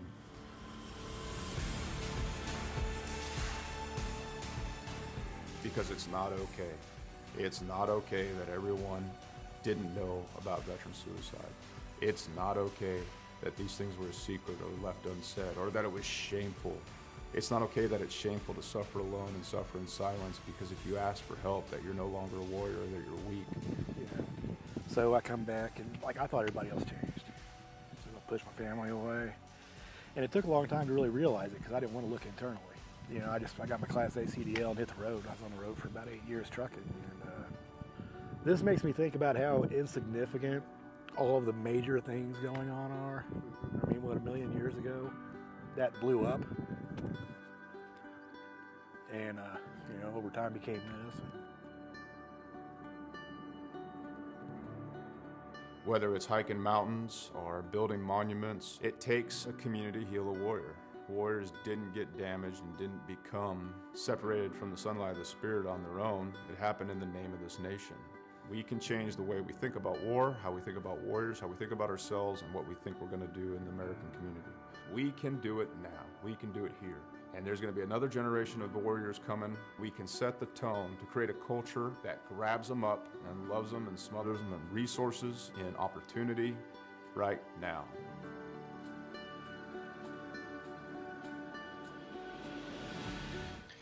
Welcome back to the stream. We are running a little bit behind because the last race ran a little long. We're getting ready to call the drivers off the track. Chris, you ready for some limited late model action? I am absolutely ready, Joe. These cars, a little bit more downforce, a little bit more power than those 358s. I'm excited to see what they can do here at Williams Grove. All drivers, clear the track, please. All drivers, clear the track, please.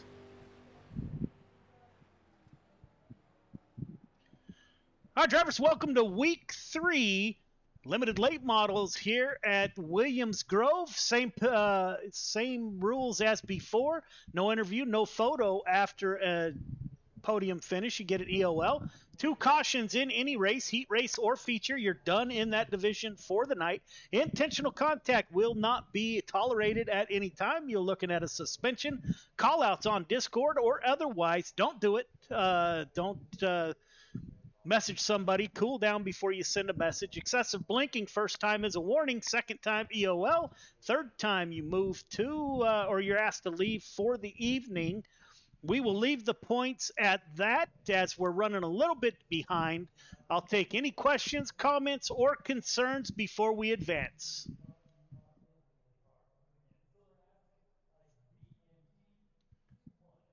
All right, drivers, none heard. I wish you the best of luck. We are advancing to qualifying. Good luck.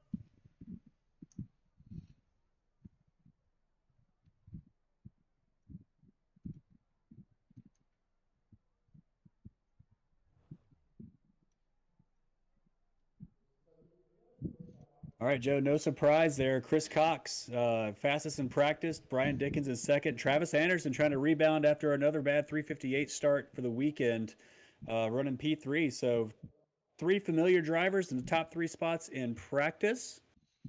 As we roll into qualifying here, the water truck will get the track nice and wet once again as these drivers set out and set their qualifying laps for tonight's heats. Yeah, man, I wonder if the track will wear. We're currently running with last year's champion, the summer season, the 515, a driver out of Des Moines, Iowa. That's Chris Cox in the 515. Looks super smooth there coming out of turn 4. You know, it looks like the key to Williams Grove is just to get as much speed as you can down those straightaways. Of course, minimize the time loss coming out of through the corners, but as much speed as you can carry out of the corner and down the straightaway. It's not that much unlike road racing, Joe. You know, you usually set up the corner to get the speed out of the corner, slow in, fast out. I'm sure you've heard that before, and that's what I think Williams Grove may be the key to speed here as well. Cale Smith at the top of the board in the 115, followed by Jeffrey Kemper in the 181. Driver out of Oregon. Travis Anderson now looks like the CTM boys working their way to the top of the board in qualifying. Michael Travis Carter, Anderson. 5th quick. Yeah, Travis Anderson recovering very well to try to get the pole. As Cale Smith's going to go ahead and take it from him in the 515 car, or the 115 car, excuse me. Sets about 200ths quicker there. And now you got Brian Dickens breaking into the 22nd mark with a 20.9 to take pole so far. Brian Dickens in the dirt track bank, number 122. Driver out of North Carolina puts it on the pole currently, followed by Cale Smith. Another dirt track bank car out on the track. That's the 18 of Kurt Schatzer, currently 10th quick. He was the Coast to Coast Racing League Pro Late Model champion for the summer season. 10th quick for the 18 car. James Ingram in the 40. Got the KFC Mountain Dew car out on track. 11th quick. KFC without the Mountain Dew with it, right, Joe? Here we go. Let's see. He goes up to P11, I think, right? 11th quick.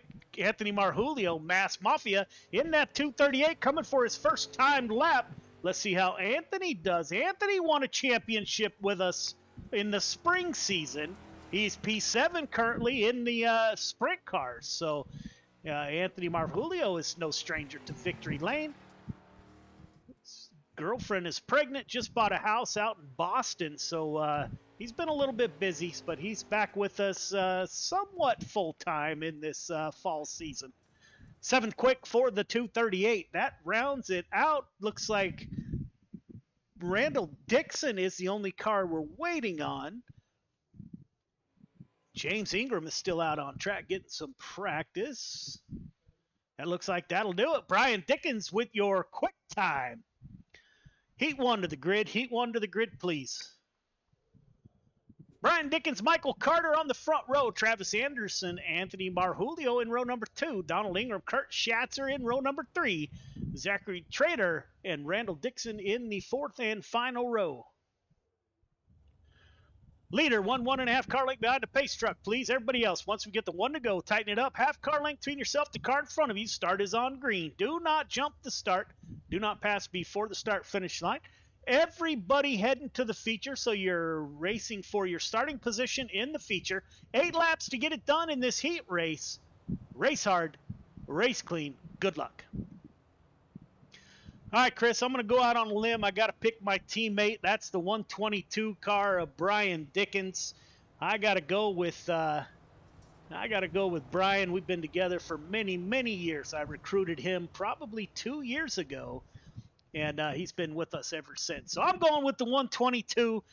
I'm going to take one lucky guess. I'm not going to guess. Who you got, Chris?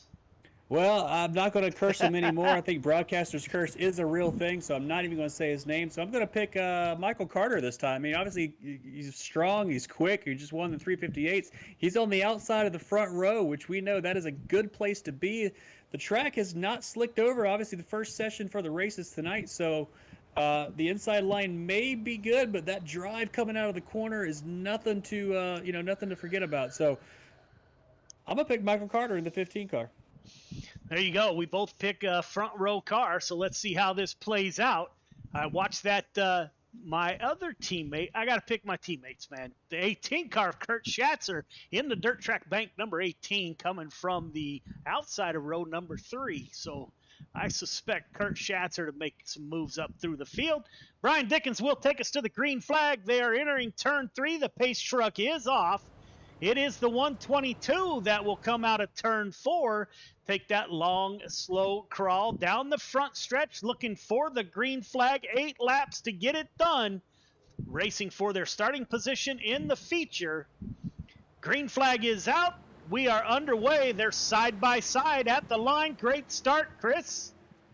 Yeah, 122 of looks like Brian Dickens is going to try to close the door. Carter's still there. Can't quite do it. We're side by side heading into turn 3. Carter's going to hang it around the outside and pinch him a little bit so he can't slide up. Look at Carter. A little bit of a bump there.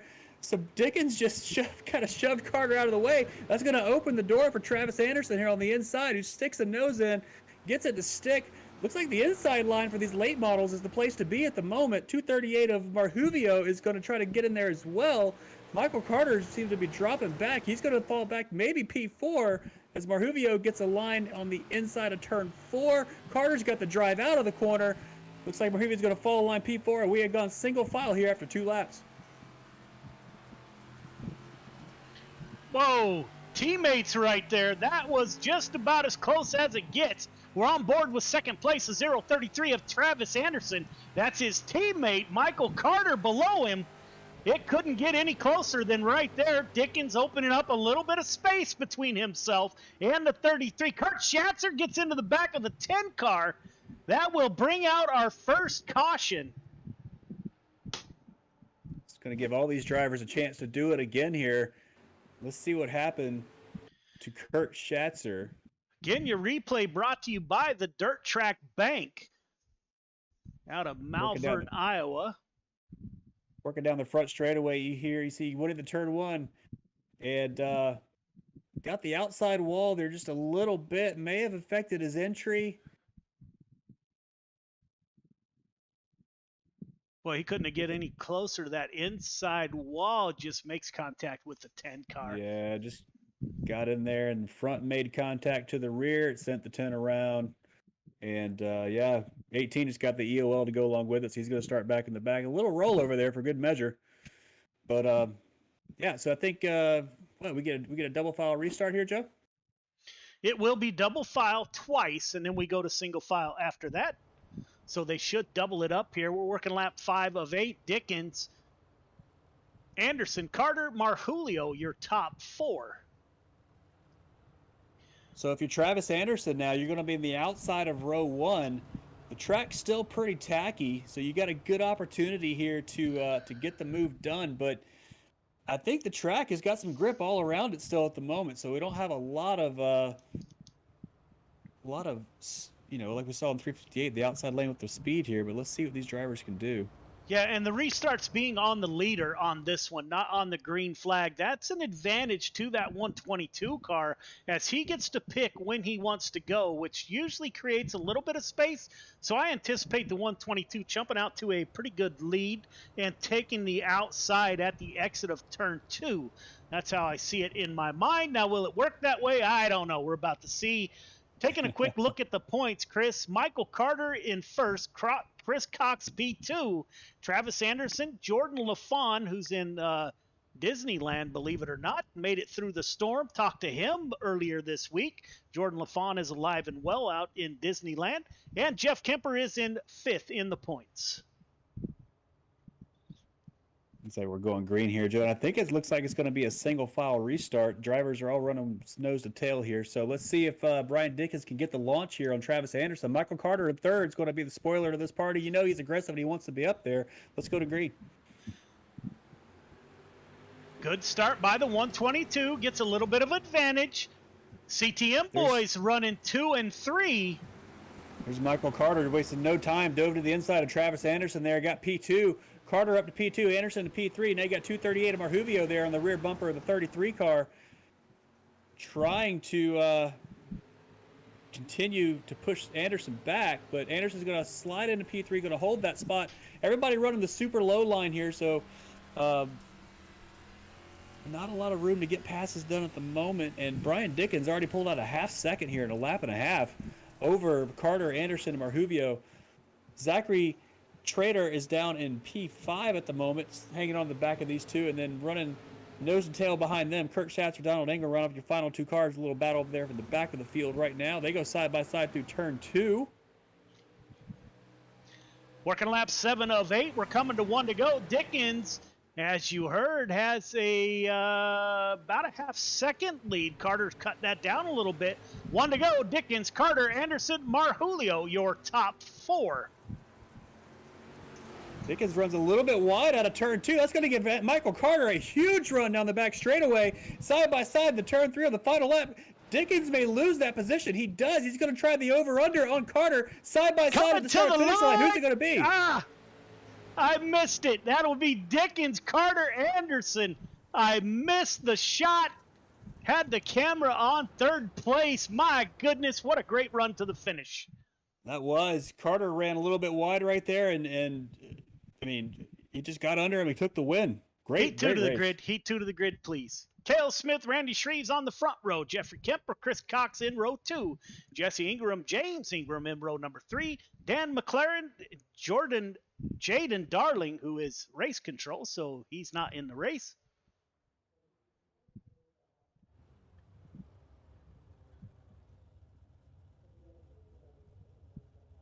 All right, fellas, welcome to heat number 2. Leader, 1.5 car length behind the pace truck. Everybody else, once you get the 1 to go, tighten it up. Half car length between yourself, the car in front of you.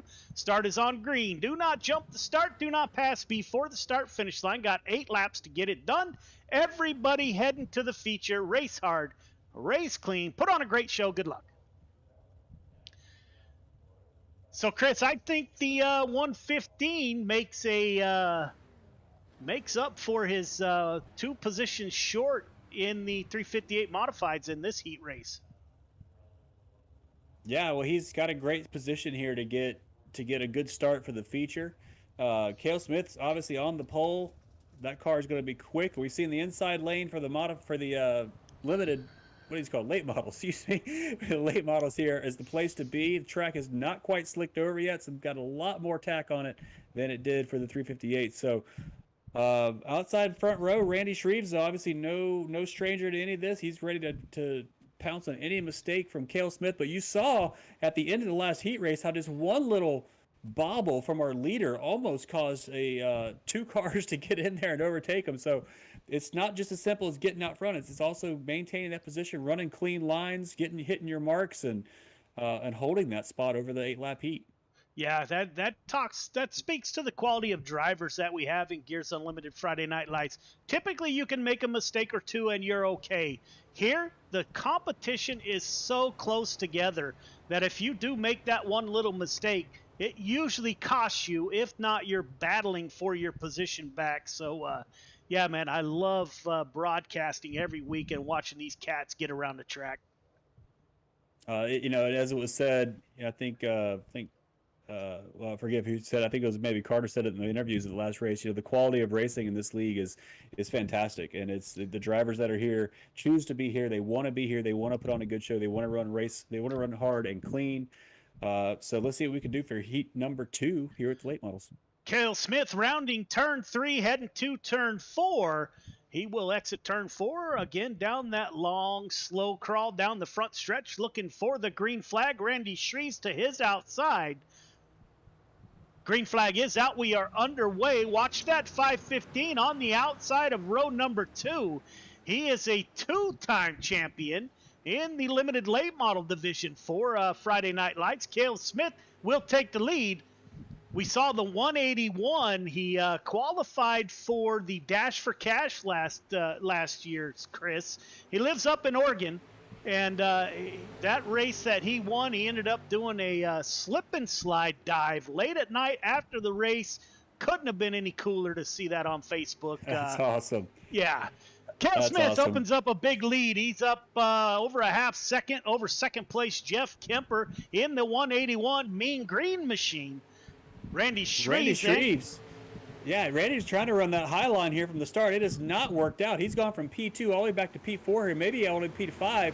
But you got Chris Cox and Kemper right in front of him. They're battling. 7 car of Jesse Ingram also trying to get under Randy Shreves here. But that inside line seems to be the place where you want to be here. 515, Chris Cox trying to get P2 under Jeffrey Kemper. They're still side by side working lap number 4. Chris Cox get the inside wall, jumps out, gets into the side of Kemper. They both fall back. That's going to let Jeffrey Kemper go from P5 to P2 in one corner. What a move. 56, Randy Shreves moves back up to P3. He's still running that high line, so you've got Chris Cox here trying to get under him again. I think Chris Cox may have some damage on that car, though, so it's probably not doing exactly what he wants it to do, but 56 is still running high. That's going to let Chris Cox get under there anyway, Joe. The 56 pushed hard into, he turned the wheel, the car didn't turn, into 1 and 2. That lets the 515 get by. James Ingram, he's won a limited late model race before, so don't count him out. We're working lap 6 of 8. Cale Smith now checked out on the field. Looks like the battle's going to be back here, Chris. Just what we were talking about. You got Chris Cox, Randy Shreves, Jeff Kemper And Dan McLaren, a driver out of Canada, coming to us by way of Coast to Coast Racing League in the mix.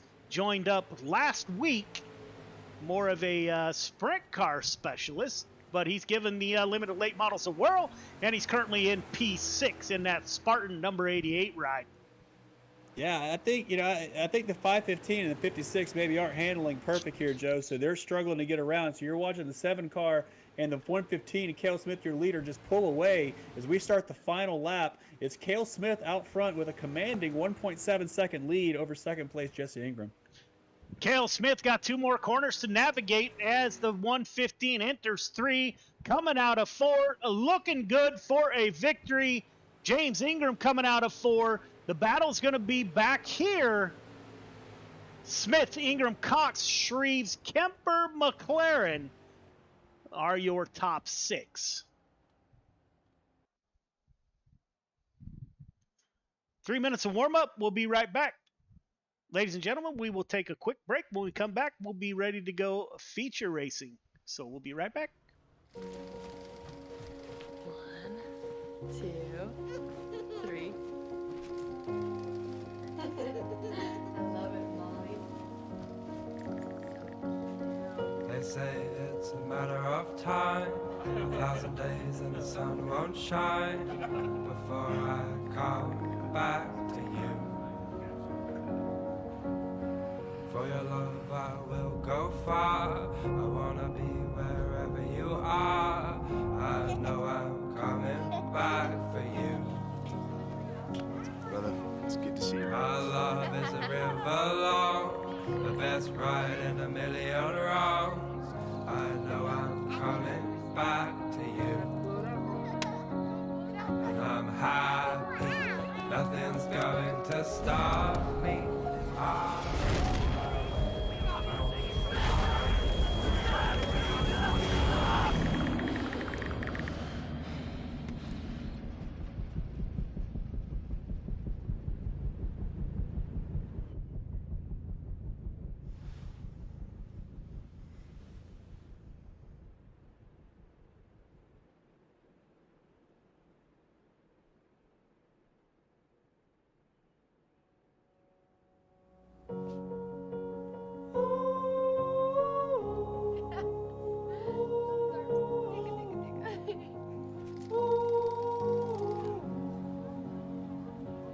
And I'm happy, nothing's going to stop me.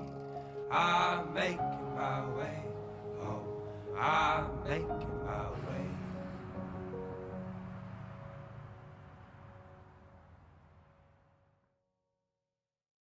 When people hear a Till Valhalla project, the first thing they might think of is our shirts.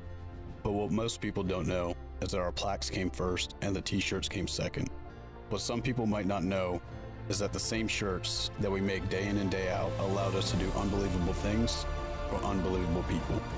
Whether it's donating our proceeds to reduce veteran suicide or gifting handcrafted memorial plaques to the families of fallen heroes, these t-shirts simply stand for honor and freedom, 2 words that wouldn't exist without our heroes. This makes Till Valhalla Project a place our fallen heroes truly live on forever.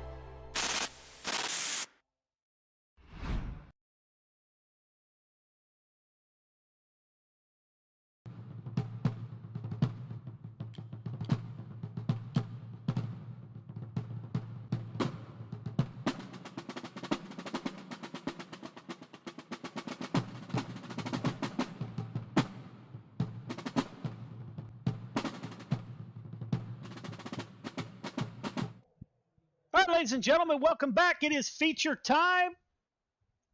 Feature to the grid. Feature to the grid, please.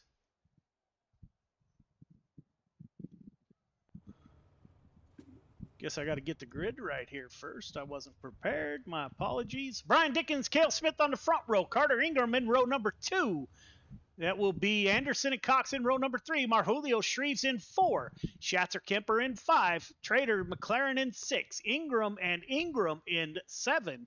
Dixon and Darling in row number 8. All right, leader, 1.5 car length behind the pace truck, please. Everybody else, once you get the 1 to go, going to ask you to tighten it up. Half car length between yourself, the car in front of you. Just like your feature races, the initial start is on green. Do not jump the start. Do not pass before the start-finish line. You got 25 laps to get it done. Race hard, race clean. Good luck.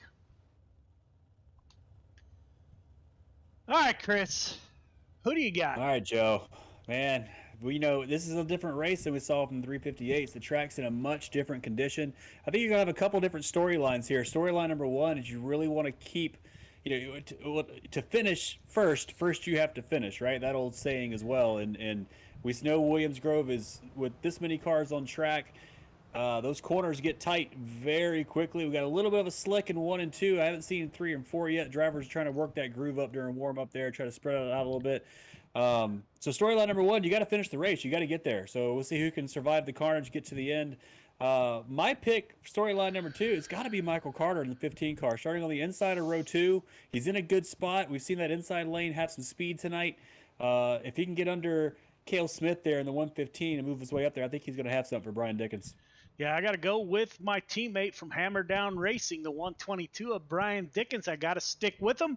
I would not be a very good teammate if I did otherwise. That 122 is pretty tough.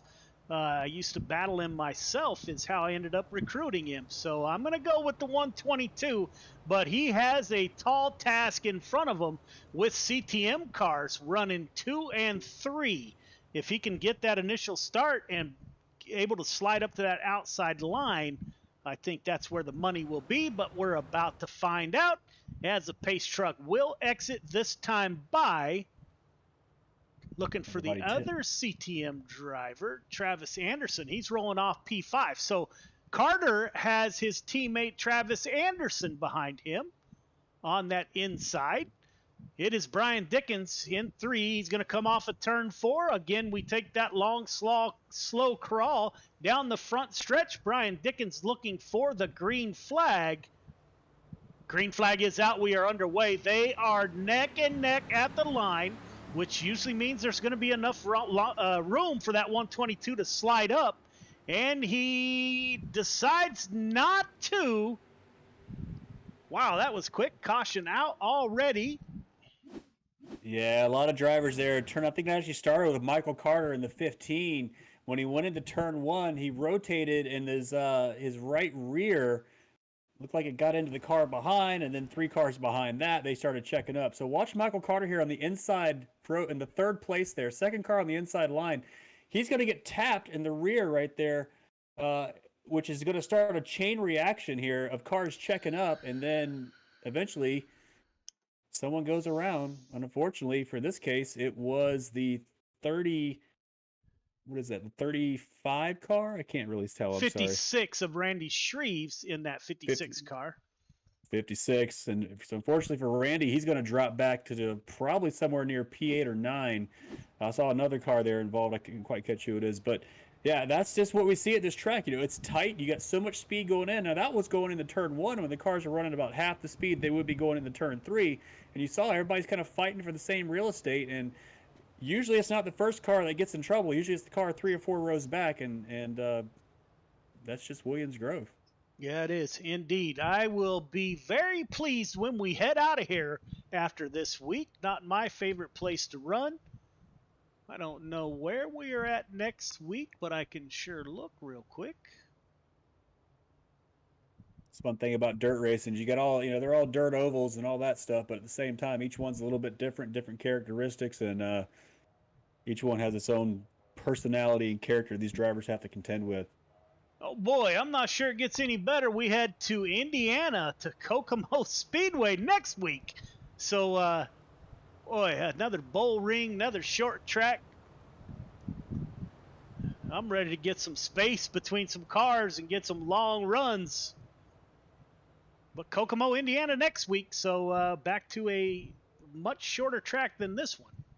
Brian Dickens at the front of the field. Cale Smith in P2.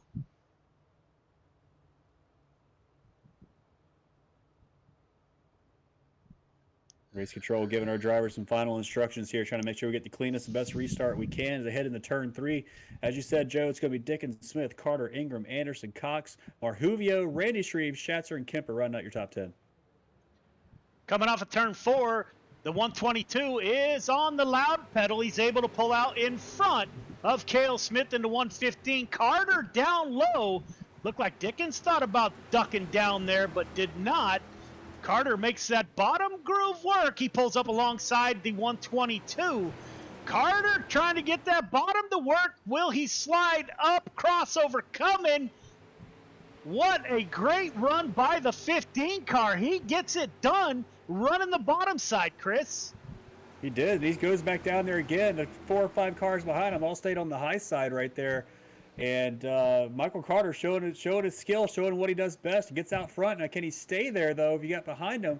Running P3, Cale Smith trying to get under the inside of Brian Dickens there. And I apologize, Joe. I'm having some connection issues here, so I'm going to have to defer to you for just a moment.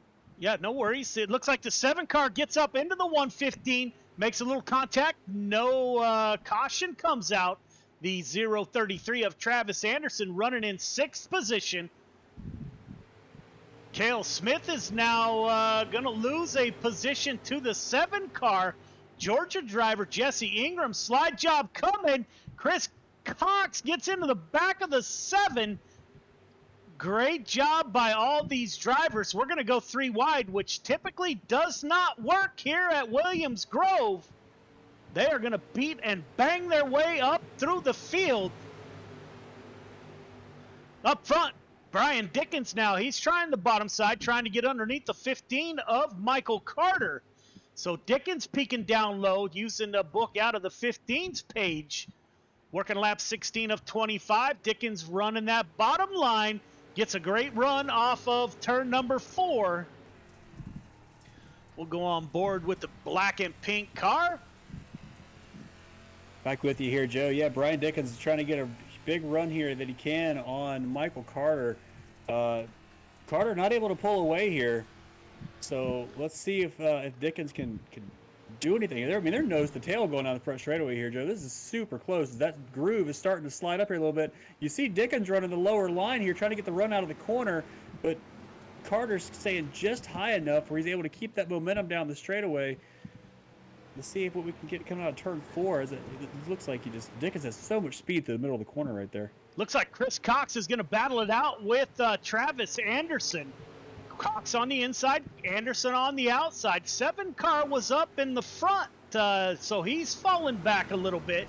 3 wide does not work. Once again, they thought about taking it 3 wide. 7 gets into the outside wall. He's able to hold on to it. Jesse Ingram now falls back. Kurt Schatzer and the 181 of Kemper. That 7 car is not handling well at all. I think he has some suspension issues as he's missing the front right fender into the wall once again. He needs to take that to the pits.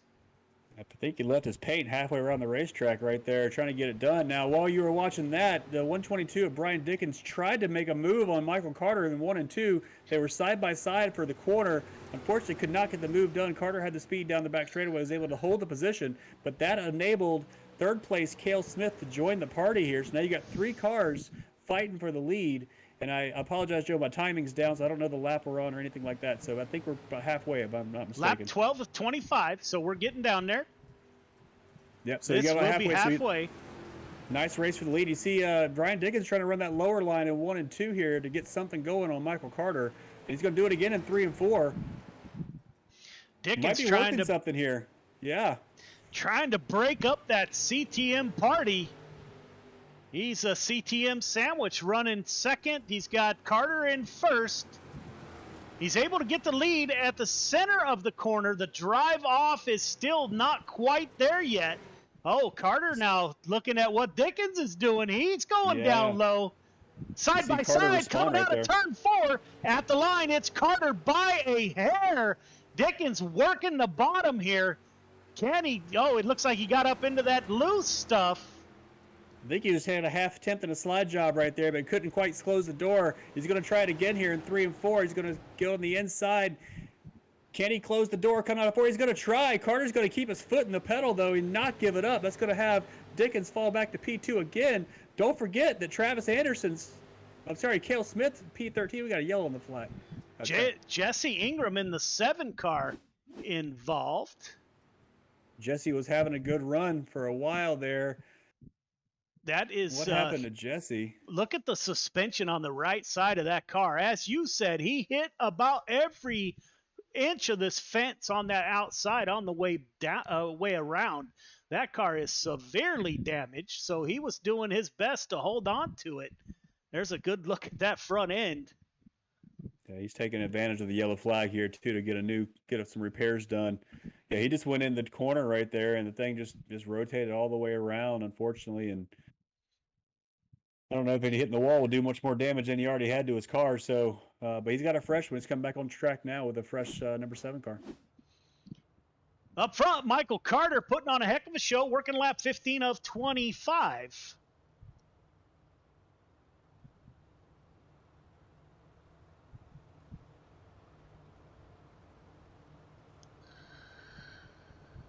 All right, Joe, I'm going to try to get my timing back up here for one moment, but may not be successful. We're going to try it again.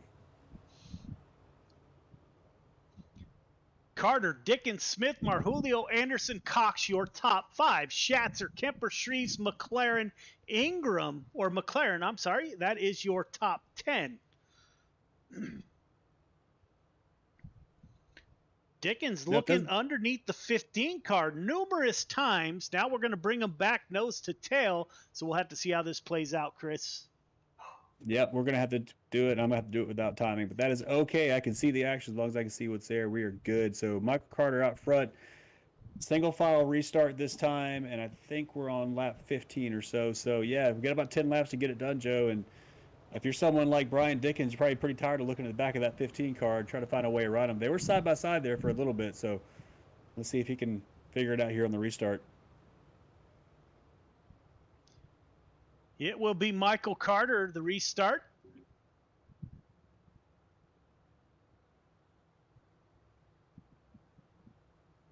Looks like we are going double file one more time. We will be single file after this. CTM cars line up 3 deep on that inside row with Carter, Smith, and Anderson.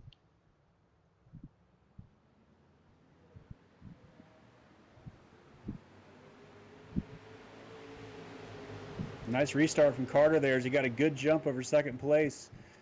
Cale Smith, who got up to P2 on that restart there. 122 of Dickens is going to go side by side with Cale Smith into turn number 3. Crossover coming. Oh, didn't have any room. He ran into the 033. We're like 3-4 wide. Dickens now finds that inside. He's been comfortable down there all night. Gets a good run off the bottom, pulls up alongside the 115. Meanwhile, Michael Carter checking out on the field. He loves to see these guys battling it out like this behind him, Chris. Oh, it makes his job easy. He's got to hit his mark, run clean laps, and he'll continue to pull out on these guys. Brian Dickens is trying his best to do the the slide job there on the 115, just trying to run that inside line.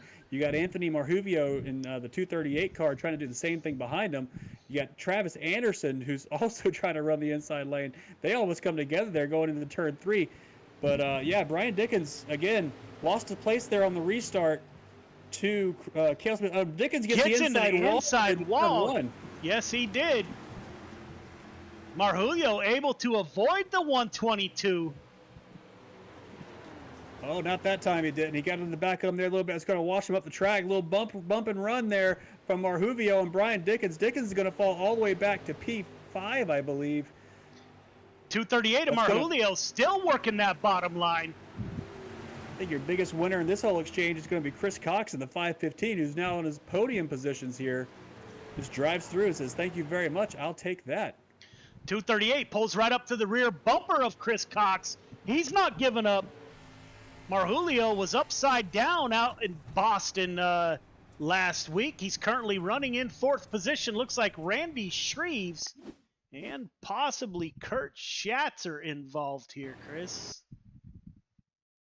Got side by side into the corner here. See the 18 car up there. That's Schatzer running with the 88. My ticker shows that the 18 and the 56. There's a little bit of contact there with the 88 car. That's McLaren. That's a dangerous spot to have a little bit of contact coming out of the corner like that.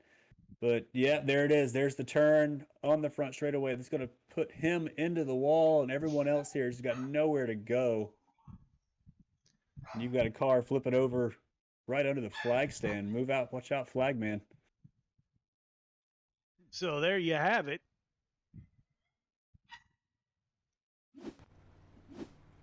We'll go back up front. Michael Carter. Now Cale Smith has moved into P2. We're going to be single file, so that will help both of those drivers.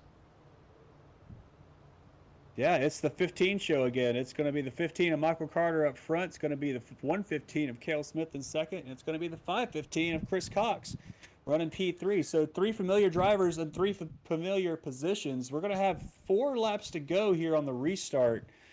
And, you know, if it's anything like last time, I think Cale Smith did an amazing job getting past Brian Dickens there on the restart. So can Carter pull away? Can he seal it and win the late models tonight as well? Or will Cale Smith be able to time his restart right and make the move run there?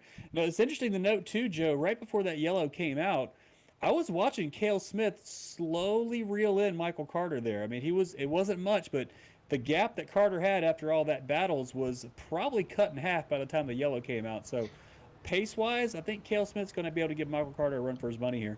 I've got my eye on that 238 car. Anthony Marjulio has not been on a podium in a long time. He's a past champion.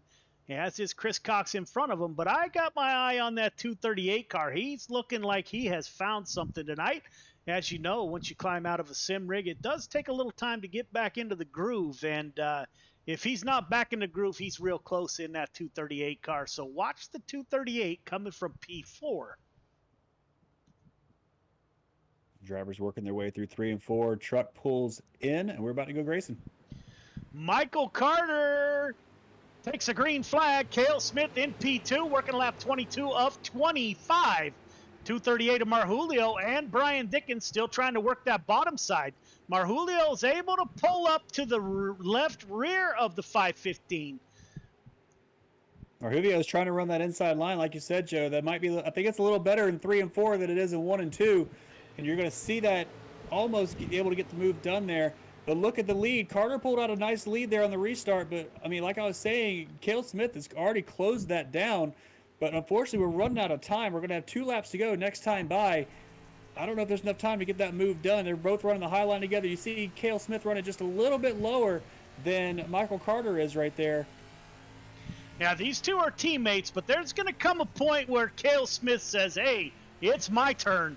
And I don't know if that's going to be tonight, but it is going to come. Those two running 1-2. Those are CTM drivers. And the third CTM driver, Travis Anderson, is in P5 in the 033 machine. We got 1 to go. Will we see fireworks?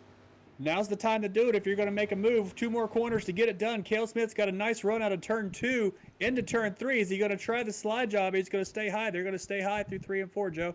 Marjulio's going to try that bottom line. He's going to try to take a podium position. Can't get the drive off. Carter, Smith, Cox, your your top 3. Top 3, start finish line, please. Top 3, start finish line. Another great race. Another good, clean race. Some incidents in the back there, but I think most of our drivers did a fantastic job tonight. We saw Marjulio and some of the other drivers running the inside line there, trying to get that move and trying to make it stick, and it just never came to be. The track conditions here are so much different than they were in 358. So, great job once again by Michael Carter to secure another win tonight. Yeah, man, he's taking all the Dash for Cash spots. We're going to have to go to some points drivers to fill that field. All right, fellas, go up for your interviews, please.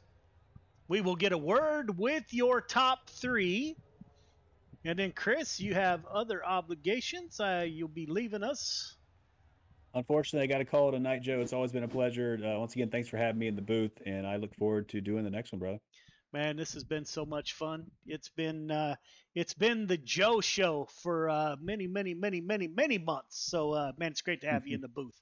Let's get Thanks, Chris brother. Cox in here. The 515 car moves up 3 positions from his starting position. Chris, this is Joe. You got me? Yes, I do. Man, we've had some rough racing tonight, my friend. Walk us through your night. At the edge of the seat all night. First, I'd like to start with I screwed up in my heat race and ended up getting into who was it? 181. Jeff Kemper. I got the Kemper. That was my bad. Go to the feature. I figured the track was not gonna have as many lanes as it did, but surprisingly in 3 and 4 there was a bottom lane, so that was pretty good. Otherwise, I was just trying to stay clean. Just hope I didn't, take nobody out and nobody took me out. Yeah, man, great run by the 515. You're chasing. Took a quick look at the points. I don't remember. You're chasing Carter for the points. I don't have them in front of me. My apologies. I think you're chasing Michael Carter. So you got a little bit of competition this season. So, man, do you think you had anything for those top 2 if we were to go longer and the track slicking up a little bit? Maybe if we would have got another yellow, maybe. Or if we wouldn't have maybe went single file and maybe would have started on the outside, I might have a chance at one of them, but otherwise that's a tough call. It was some good racing, but it was just started turning one lane. Yeah, we have great drivers in the league, and you're included in that group. Who do you want to thank for your podium finish? I'd like to thank Top Secret. I'd like to thank MJC Desktop Fabrications. I'd like to thank the Ingram family. You guys for putting it on. You for making awesome winning prizes. Keep getting people to come back. You for broadcasting. People that watch my broadcast. Yeah, that's it. So I know you're baiting me into this, and you think I missed it, but sometimes I don't miss much. So I'm not even going to ask you who Top Secret is, because I know the answers I could tell you, but I'd have to kill you. So I'm not even going to go there. But I did catch that, man. Great run by the 515. You going to run the sprint cars? Yes, I will, and the brothers will be there with me. All right, man. See you over there. See you there. Cale Smith comes up 1 position short of a victory. Cale, this is Joe. You got me? Yeah, Joe, I got you. Man, CTM leading the way tonight. You guys are putting on quite the show. Travis ended up with the top 5 even. So you had 3 of your cars in the top 5. Great run by you, man. Walk us through your night. This track, I was surprised. The track did not change like it did with the 358s. It was almost slick at the beginning of the feature. But tonight there was still a couple lanes of racing. What do you think about how the track wore?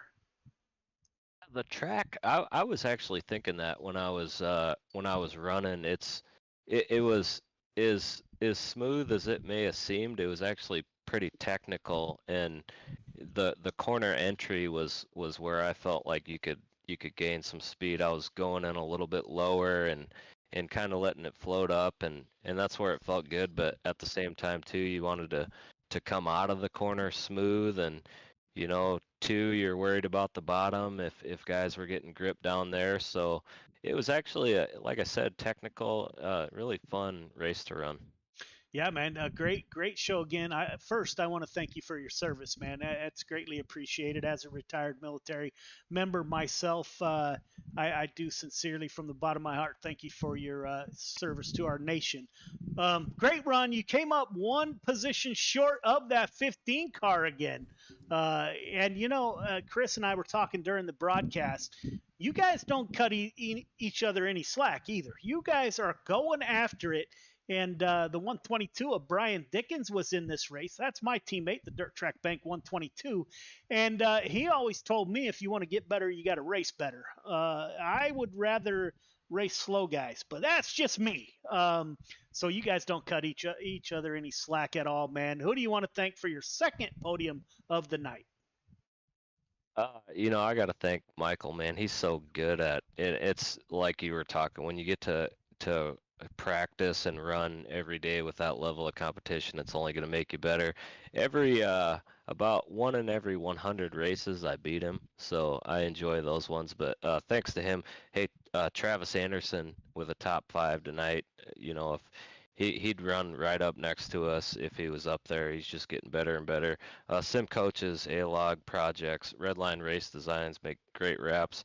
You know, you, Joe, you guys with Got Your Six Racing Network, what you guys do with Project 22, I gotta thank you for your service too. Anything that's supporting the military or veterans, I'm 100% a part of. So I enjoy racing with these guys. It's a fun league. So thank you guys. Yeah, man, we're gonna see you in the sprint cars. You know what? Probably not tonight at this track because I run out of talent completely in those cars. But probably next week I'll jump back in there. I got 6 last week. I was really surprised. I got pretty lucky, but we'll jump in there next week. All right, man. Good drivers can drive no matter what you drive, and so I wish you a great weekend, man. And I can't wait to see you next Friday night. Hey, you too, Joe. I appreciate it. Yeah, man. The 15 of Michael Carter drives it into victory lane the second time in a row. Michael, this is Joe. You got me? Sir. Man, you had a little bit of work to do in that one. Walk us through it. Yeah, I didn't. I kind of got I had to start off that pole there in a heat race and fell back to third there behind my teammate and put us a little behind and started third in the feature. Luckily, that bottom was still there. We didn't have as many cars in this one. A little later in the day, it wasn't as slick, and the bottom was still there. And got to make a move there on Kale and who's that? Brian? Yeah, and Brian. And fortunately, got the lead early and started ripping that top, and it worked out the way we needed to. Yeah, man. So that is a true driver. So Chris and I were in the booth saying, man, this track just didn't wear the same as it did in the 358s. Neither one of us thought time of day might have had an effect on that. Only a true driver would pick up on something like that. But the track did wear different. Another great victory by the 15 and another victory for the CTM boys. You got anybody you'd like to thank for your victory? Yeah, I think Randy Carter Painting, CTM Motorsports, Cale Smith, Travis Anderson, Redline Race Designs. I got to thank you guys here up in the booth, GY6RN, Dirt Track Bank, Friday Night Lights, Top Tier Race Control, everybody watching, all the drivers, clean racing. It was good, real good race. Congrats to Cale and Chris, and good race with Brian as well. And congrats to Travis on top 5. He's been having some bad luck, so hope we'll get that monkey off his back soon. Yeah, man. 3 CTM cars in the top 5. We gonna see you in the sprint cars? Nah, not here at Williams Grove. No, I'm good. I don't blame you, man. And it doesn't get any better next week because we're at Kokomo. So oh yeah, you're not looking forward to it. I'm running a 360 at Kokomo, so that's never a pleasure. So all right, man. I wish you a great weekend. Another great showing by the CTM boys. As always, man, from the bottom of my heart, I appreciate all your support of Gears Unlimited Friday Night Lights, man. And, you know, I do have a story. So I was looking back. As you know, in the beginning, we started off as Icon Sim Sports Friday Night Lights. So I was going back through the archives, man. And I thought you guys started with us maybe at the middle of last season. And that's when I first recognized that the 15 car was aboard. But I went back to the Icon days, and I saw a podium picture where the 15 car finished P2 in a limited late model, nonetheless.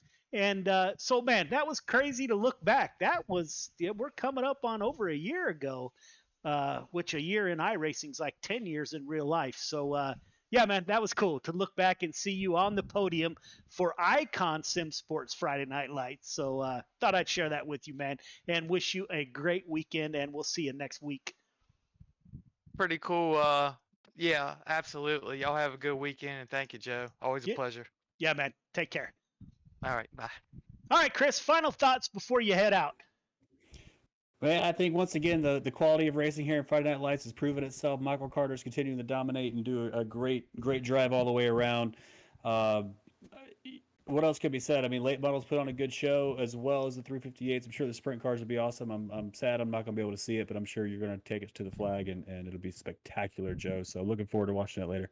Yeah, my friend. Thank you again for supporting Friday Night Lights, and thank you for joining me in the booth, man. It's been a big hit with the drivers, and yeah, I've been a one-man show since the beginning, and it's great to have somebody who with quality work in the booth. It's been a pleasure. So I wish you a great weekend, man, and hopefully you can join us next week. But we'll see how that plays out. All right, Joe. Appreciate it. Thank you. Good night. Yeah, man. So there you have it, ladies and gentlemen. We will take a quick break. When we come back, we will be with the sprint cars for your nightcap. So we'll be right back.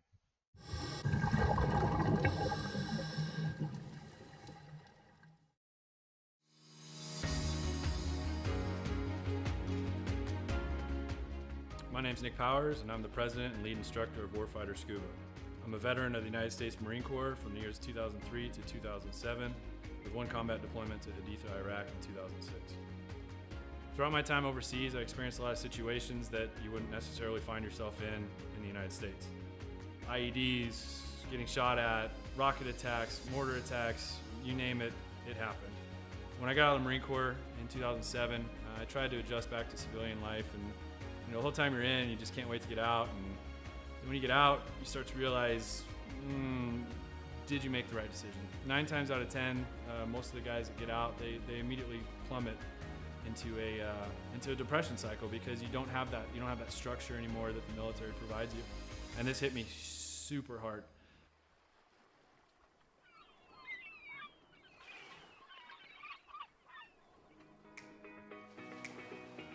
We moved to one of the #1 top dive destinations in the entire world, and I figured I'd start getting back into scuba diving.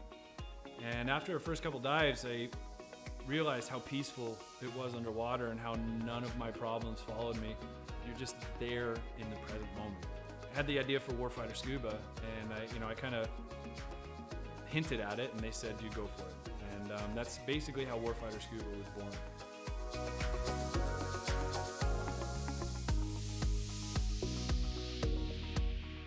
So Warfighter Scuba is a nonprofit. We're a 501c3 nonprofit with the IRS. We bring combat wounded veterans down to the Caribbean to teach them scuba diving to treat their wounds.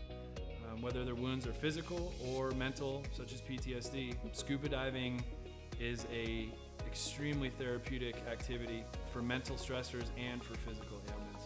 Mentally, as soon as you go underwater, your body just reacts. It's not normal. You're not meant to breathe underwater. Automatically puts you into the present moment.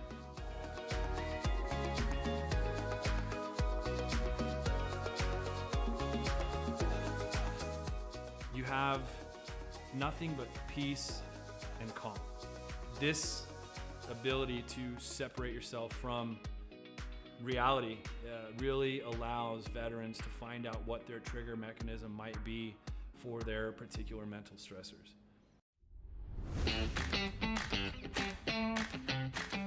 So every veteran who comes through our programs gets a 100% funded trip. Each veteran also receives a round-trip ticket from their home of record. That ticket will bring them straight into Roatan, and their entire week stay, their hotel, their meals, their snacks, everything's paid for. And so that veteran can get an entire week away from reality and completely separate from any kind of problems they might be facing at home. So each veteran receives very private and intimate training sessions when they come down to Roatan. We first start in the pool. We do some confined water skills. We'll then switch out to the open water dives. From that point on, it's not even training anymore. It's just fun. It's learning on a level that I don't think most people have experienced before. We do all the certifications for them that we can in a week at their pace, from open water to full face mask to nitrox. Every trip that we have, whether it's one veteran or 4 veterans at a time, we just have a blast. There's no bad karma. We've seen sharks, we've seen turtles. We've seen 4 eagle rays at once. Just the things that happen when we're in the water together are truly they're just unbelievable. The dedication that these vets have now to scuba diving and to wanting to come back and to help other veterans experience what they've experienced, it hits me in the heart more than most things have ever hit me in my heart. It's truly an honor to take, you know, these heroes into the water. It's really cool to see the transformation that happens to them, you know, from being, oh my gosh, you know, I don't know if I'm gonna be able to do this. You know, I've gone snorkeling a few times, or, you know, I'm not that good of a swimmer. And the funny thing about scuba is none of that matters. You know, you're completely weightless in the water. You could come down and have zero experience in the water and be one of the better scuba divers out there.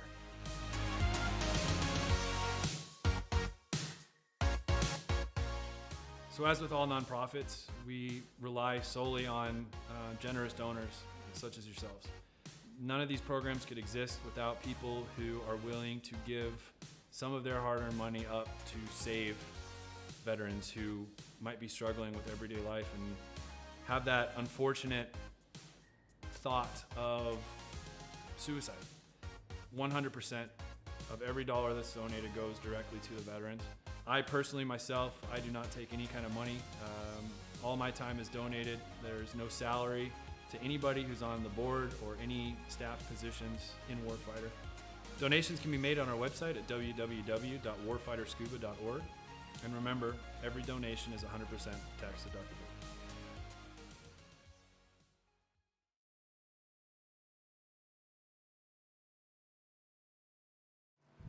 Welcome back, ladies and gentlemen. We are back for the 305 Sprint Cars right back at Williams Grove. This is the nightcap.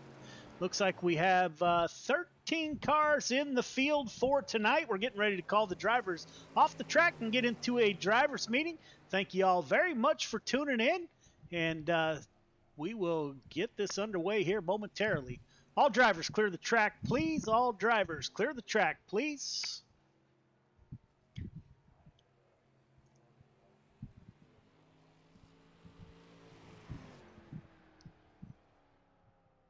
All right, gentlemen, welcome to Gears Unlimited Friday Night Lights 305 Sprint Cars, brought to you by Raven Graphics. We'll go over the rules real quick. Again, no interview or no photo, and you are a podium finisher. You will get an EOL the following week. 2 cautions in any race, and you are done in that division for the night. Intentional contact will not be tolerated at any time. Call outs on Discord, on the mic, or private message. If we find out about them, you're looking at most likely a vacation depending on the severity of the message. So please, before you send out a message, cool down, talk driver to driver. Don't let it go too far. Excessive blinking, first time you will be given a warning. Second time you will get an EOL. Third time you'll be asked to park it for the night. That is it for the rules. We're getting ready to advance to qualifying. I will pause momentarily. Any questions, comments, or concerns, now would be the time.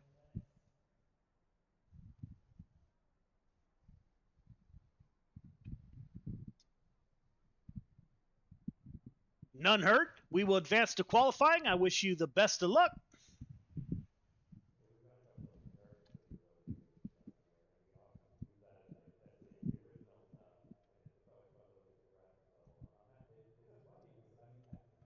All right, ladies and gentlemen, we're about to get into some sprint car qualifying. We'll take a quick look at the points. Joseph Grandy with a slight lead over the 56 of Randy Shreves.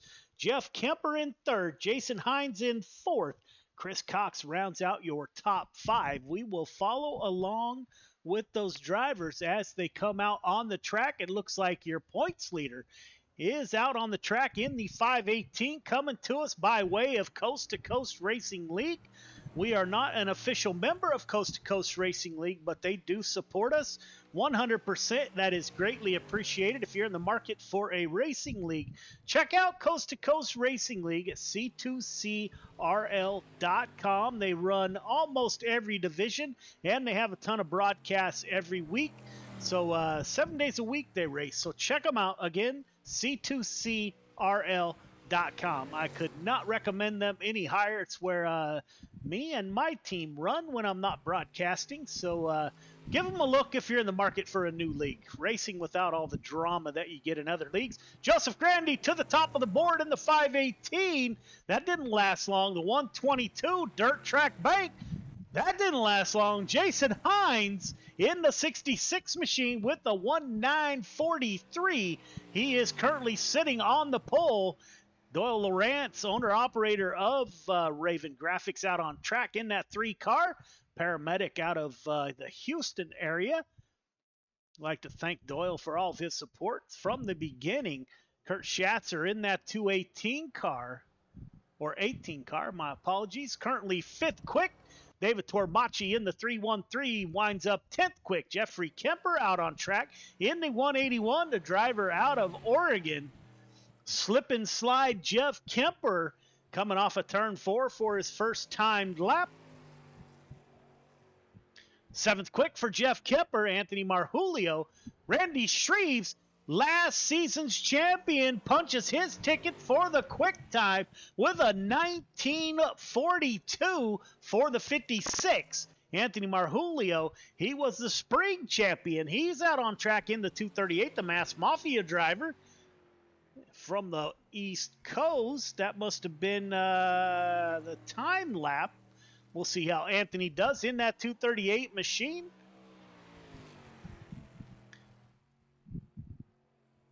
Like to wish Anthony and his girlfriend expecting their first baby back there on the East Coast. 5th quick for the 238.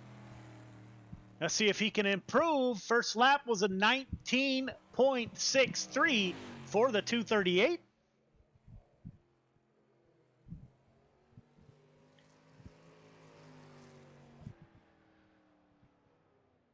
$19.50, but does not move up. He pulls equal with your points leader, Joseph Grandy. So that will round out qualifying. We're getting ready to go heat racing. Heat 1 to the grid. Heat 1 to the grid, please. Randy Shreves, Brian Dickens on the front row. Anthony Marjulio, Kurt Schatzer in row number 2. Doyle Lawrence, Chris Cox in 3. David Tormachi rounds out your field of 7 drivers. All right, drivers, welcome to heat number 1. Leader, 1.5 car length behind the pace truck, please. Everybody else, once you get the 1 to go, tighten it up. Half car length between yourself, the car in front of you. Start is on green. Do not jump to start. Do not pass before the start-finish line. You got 8 laps to get it done. Everybody heading to the feature, so you are racing for your starting position in the feature. Race hard. Race clean. Good luck. So last year's champion, Randy Shreves, with your quick time for tonight. He will start on the pole. We got a couple of my teammates on the outside. Brian Dickens in the 122. Kurt Schatzer in the 18 car in the dirt track bank entries. Anthony Marjulio is on the inside of row number 2. Again, the 238 is a past champion, and the current Shreves is on the inside with your pole. 515 of Chris Cox. He was your limited late model and 358 champion for the summer season. He wants to, told me he wants to make that a triple crown and win. So we'll see how the 15 does coming out of the outside of row number 3. But up front, Randy Shreves will lead us to the green flag. There's a good look at the 56 car. Brian Dickens to his outside.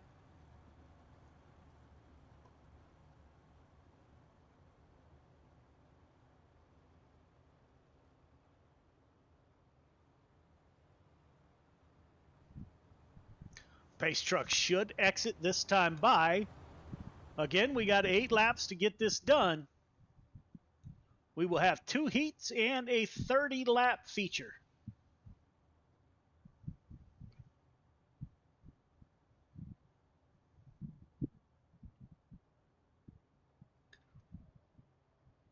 Pace truck is off. Randy Shreves turning into turn 3, coming off of turn 4, looking for the green flag. Making that long crawl down the front stretch. Green flag is out. We are underway. Shreves on the inside. Dickens on the outside. Let's see what lane prevails here. Dickens able to close the door on the outside momentarily. Shreves holds the 56 down low. Shreves going to go slide job coming, crossover from the 122. They switch places. It's Dickens on the inside of the 56. On lap 2 of 8, Dickens going to work the bottom side. Kurt Schatzer in the 18 car. He's in P3 as Chris Cox battles it out with the 238. It is Cox that will take over the 4th position. Cox slides up into the 18 of Schatzer. Doyle Lawrence is able to get by in that 3 car. Anthony Marjulio on the move. He pulls up alongside the 122. As Randy Shreves is getting away from the field, the 238 battling it out with the 122. That's a driver out of the Boston area and a driver, Brian Dickens, out of North Carolina, trying to get this last race in before that storm hits. Up front, Randy Shreves with over a second gap between himself and Brian Dickens.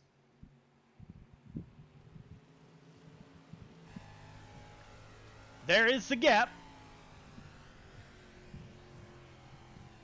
They were about equal last time by, 1947 for Shreves, 1948 for Dickens. So they're running real close. Let's check at the line. Coming to lap 6 of 8. This time by 1956 to a 53. So Dickens a little faster last time by. And Marjulio is pulling into the mix. So top 3. Doyle Lawrence in P4 in that 3 machine. Good looking ride. The owner operator of Raven Graphics. Kurt Schatzer in P4 or P5. Battling it out with Chris Cox. Up front, Dickens working the bottom line, as is Marjulio. 1 to go. Randy Shreves on the point. Marjulio and Dickens going to battle it out for that P2 position. You got Marjulio down low. Dickens able to get a great run off the top of 1 and 2. Can Dickens hold off Marjulio's challenge here? And he will. Shreves comes off a 4. It'll be Shreves, Dickens, Marjulio, Lawrence, Schatzer, Cox. Yes, Cox pushes the 18 car to the finish line. A little bit of bump drafting going on in dirt sprint cars. Heat 2 to the grid. Heat 2 to the grid, please. Jason Hines, Joseph Grandy on the front row. Dan McLaren, Jeff Kemper in row 2. Jesse Ingram, Donald Ingram in row number 3. All right, drivers, welcome to heat number 2. Leader, 1.5 car length behind the pace truck. Everybody else, half car length between yourself, the car in front of you once you get the 1 to go. Start is on green. Do not jump the start. Do not pass before the start finish line. Got 8 laps to get it done. Everybody heading to the feature. Race hard, race clean, put on a great show. Good luck. So you got your points leader. It's early, but Joseph Grandy in that 518 is your points leader. Jason Hines is currently 4th in the points. So those are your 2 cars on the front row. The 88 of Dan McLaren, driver out of Canada. Coming to us by way of Coast to Coast Racing League. And a member of the Spartan Racing crew. So looking, Dan McLaren is no slouch in that 880 car. In a sprint car. So we'll see what happens as we get the 1 to go this time by.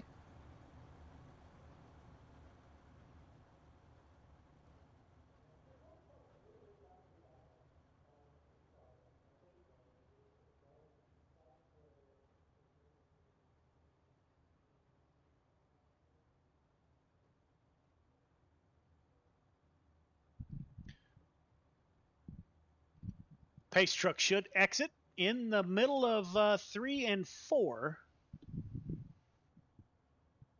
Again, we have 8 laps. Pace truck is off. Jason Hines will bring us to the green flag. Got Jesse and Donald Ingram in the back of the field in the 7 and 10, brand new to sprint cars. So just getting their feet underneath them for the Dash for Cash. If they make it into the Dash for Cash, as sprint cars is one of the cars that you have to run. Dan McLaren going to use that bottom side.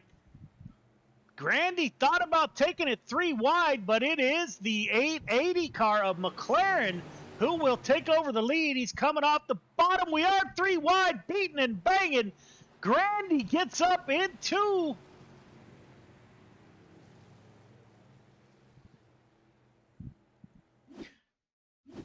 let's take a look. Hines and Grandy get into each other. Grandy not having a great night. He exited early in the 358 modified. You see the 88 car on the bottom. Maybe makes contact. No room for that middle car. The 66 car of Hines just can't get away from the 518. Both of those cars go around. Jeffrey Kemper gets a little bit of contact.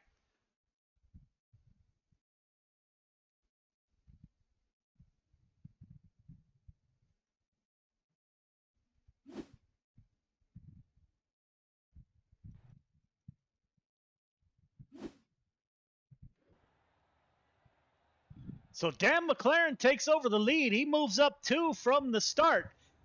We have Hines and Grandy. Grandy might have exited for the night. No, he's still in the pits. So Hines out on track.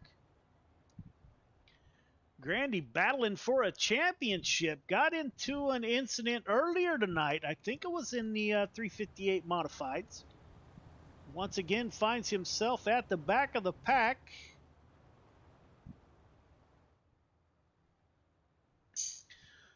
Working lap 3 of 8.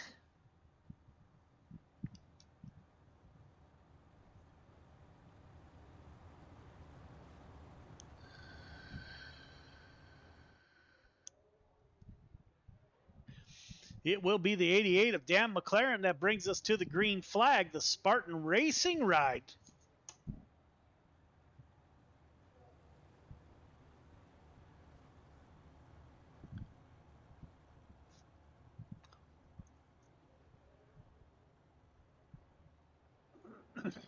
Joseph Hines will fall in behind the Ingram boys, 7 and 10.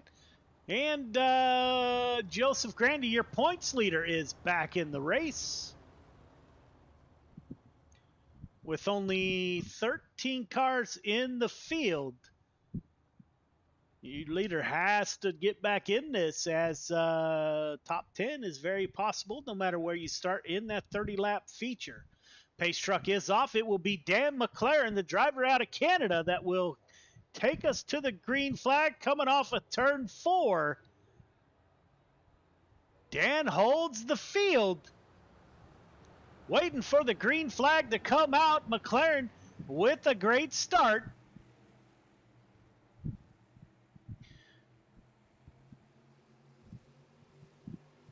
Jesse Ingram in the 7 car. Never drove a sprint car until last week. He's pulling up in front of the 181 of Jeffrey Kemper. Now your points leader, the 518 of Grandy.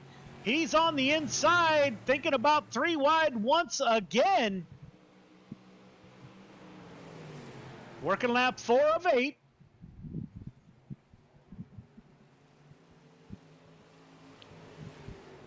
Hines in line.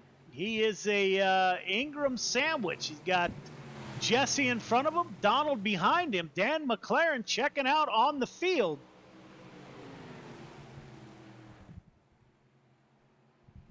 Jason Hines looking for a way by, makes contact with the 10 car.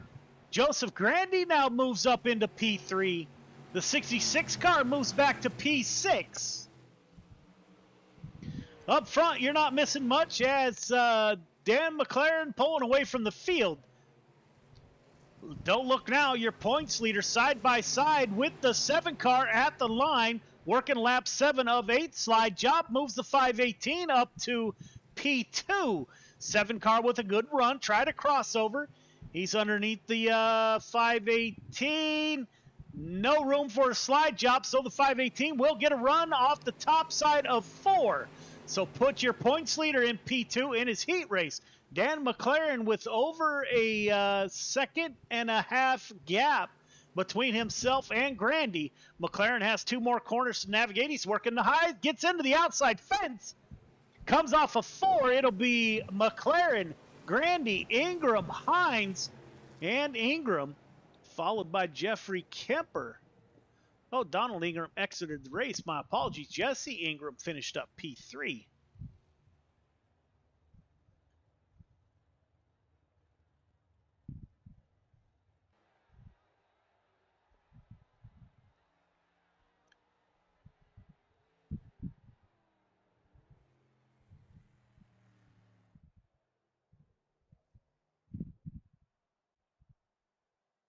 Three minutes of warm-up.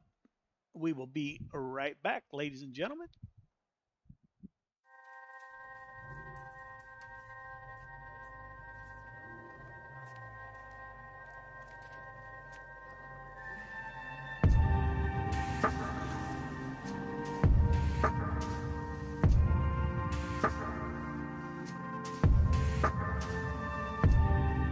Our biggest thing is getting the word out, awareness of Mission 22, the struggle as it is to fight PTSD and suicide.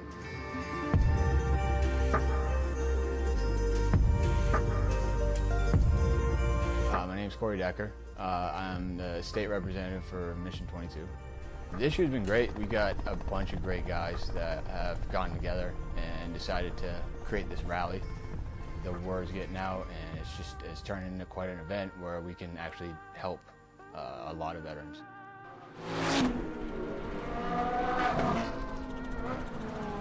It's a great event, but you really have to go and see it for yourself, and it's really one of those things that's an experience. That just going that weekend, we've seen how it changes people.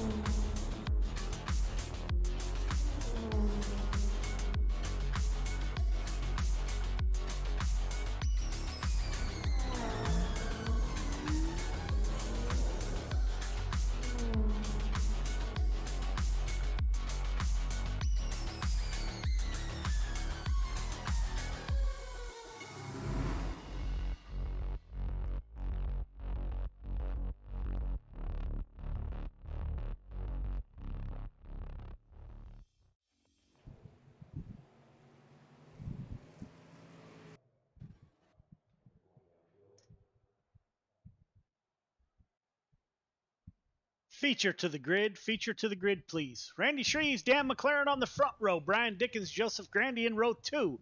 Anthony Marjulio, Jesse Ingram in row number 3. Doyle Lawrence, Jason Hines in 4. Kurt Schatzer, Jeffrey Kemper in 5. Chris Cox, Donald Ingram in 6. David Tormachi rounds out your field of 13 drivers. All right, leader, 1.5 car length behind the pace truck, please. Everybody else, once you get the 1 to go, tighten it up. Half car length between yourself, the car in front of you. The initial start is on green. Do not jump the start. Do not pass before the start-finish line. We got 30 laps to get this done. Be patient as the track slickens up. Race hard, race clean. Good luck. So the 56 of Randy Shreves is the summer season champion. He will roll off on the pole. Dan McLaren in that 880 machine, Spartan Racing ride on his outside. My teammate Brian Dickens in the 122 dirt track bank machine will roll off on the inside of row number 2. Your points leader, the 518 of Joseph Grandy, is on the outside of row number 2. It is a long race, 30 laps to get it done. Should have got the one to go that time by. You can see the track is starting to get slick. We are at Williams Grove. It has been a beast all week in every league that we have been in. So we are looking forward to heading out of Williams Grove after tonight. Next week we will be at Kokomo, so I'm not certain it gets any better, but it will be different scenery for sure. We're headed to Indiana, up north in Indiana next week.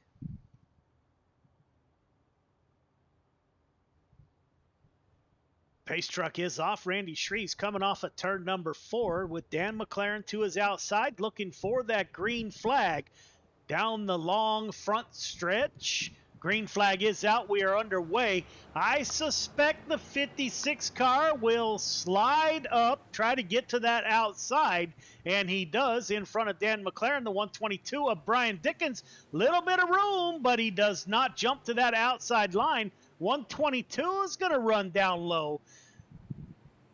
Shreves, McLaren, Grandy, your points leader. Dickens is able to get to the outside line. We are nose to tail. Anthony Marjulio in that 238. Looks like Jesse Ingram is side by side with the 68. And Doyle Lawrence and Marjulio are side by side.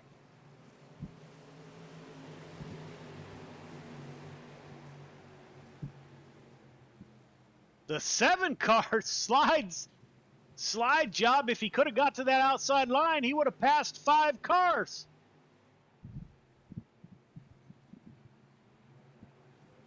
Brian Dickens in the 122 drops down low. Jason Hines navigates through that. He moves up to P4, and he's on the tail of your points leader. Go on board with the 66. He's getting it done. Joseph Grandy trying to cover. Jason Hines, a driver out of Canada. He drives that 66. Doyle Lawrence involved in an incident. The 66 car on a mission.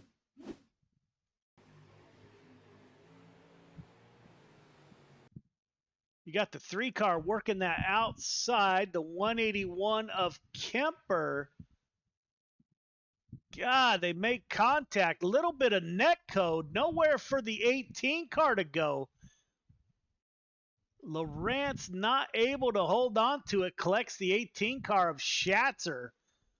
A little bit of neck code there, it appeared. As the 18 and the 3 car. 2 of my teammates getting involved in an incident together. That is Doyle Lawrence and Kurt Schatzer. Up front, Randy Shreves. That 66 was on a mission there. He moved up through that field. He moved up 4 positions in the point standings last week. So Jason Hines looking for his second top 5.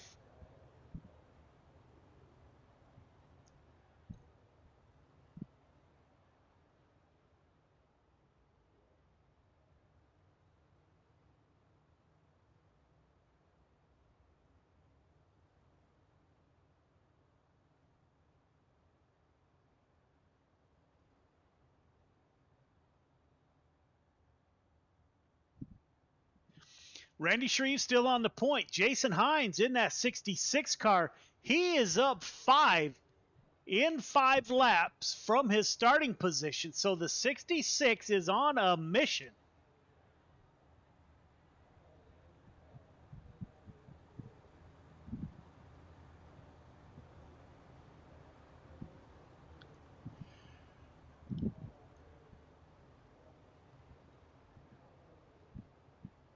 Pace truck should exit this time by, leaving the field to the 56 of Randy Shreves.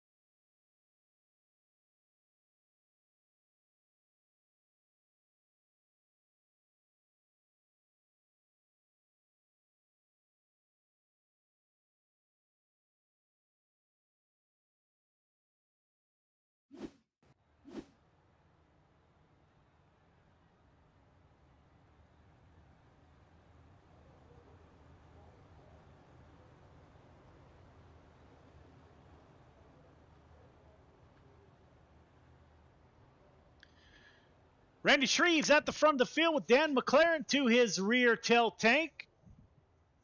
Joseph Grandy able to move up to P3. Brian Dickens in P4. Kemper in P5. So 238 goes for a tumble by hitting the inside wall.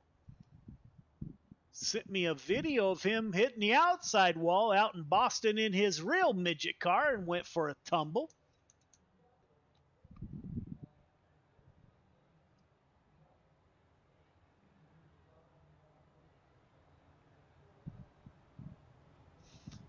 Randy Shreves, McLaren, Grandy, Dickens, Kemper, your top 5.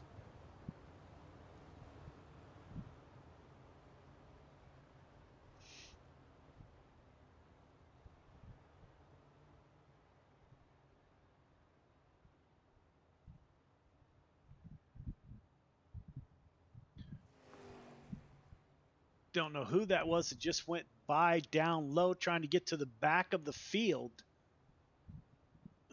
Dickens MP4 in that 122. The 66 car, I'm still not sure what happened to Hines as he flipped over the fence like he lost internet or something. But anyway, working lap 8 of 30, now working lap 9. Great start by Shreves, McLaren in P2. Grandy and Dickens dive down low. Can he get up in front of your points leader? Gets in front of the 88, not before getting roughed up, and then McLaren gets into your leader, puts Shreves into the outside fence. That'll give the lead to the 122 of Brian Dickens. We're 3 wide behind him. Chris Cox, Dan McLaren. Randy Shreves drops all the way back to P8. McLaren's car is not handling well. Gets into that outside wall once again.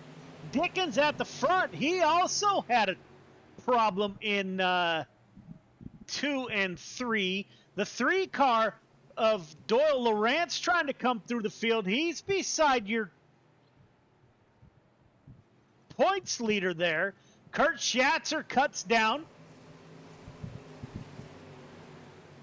Brian Dickens opening up a lead over Chris Cox. Your points leader, Joseph Grandy, now under attack from the 3 car of Doyle Lawrence.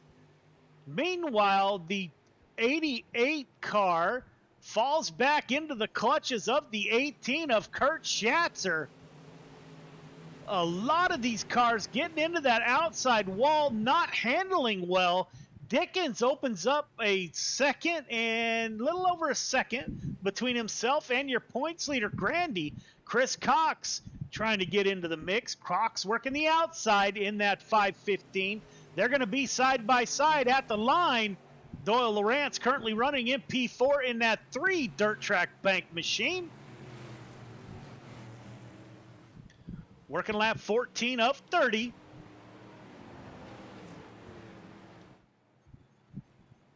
Dan McLaren pounds the outside wall once again as Dickens opens up a 2-second gap between himself and your points leader. Dan McLaren's car cannot be handling well as you see him down on the inside. He will exit for pit road. Can't quite make it. Dan McLaren brings out the caution. That 880 car of Dan McLaren has pounded that outside wall on a few occasions. Pace truck goes by your leader, Dickens, Grandy, Cox, Lawrence. I would not be surprised to see a lot of these guys hit pit road as these cars were not handling well. But they're not. They're going to stay out on track.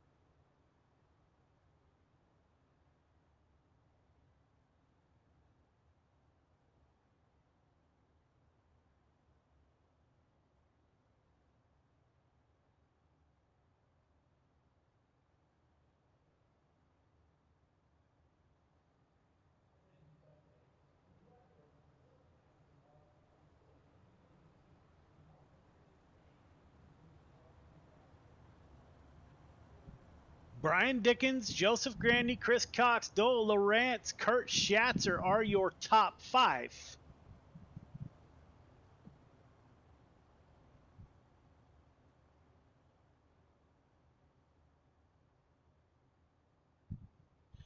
Race control reviewing that last incident to see who the penalty goes to.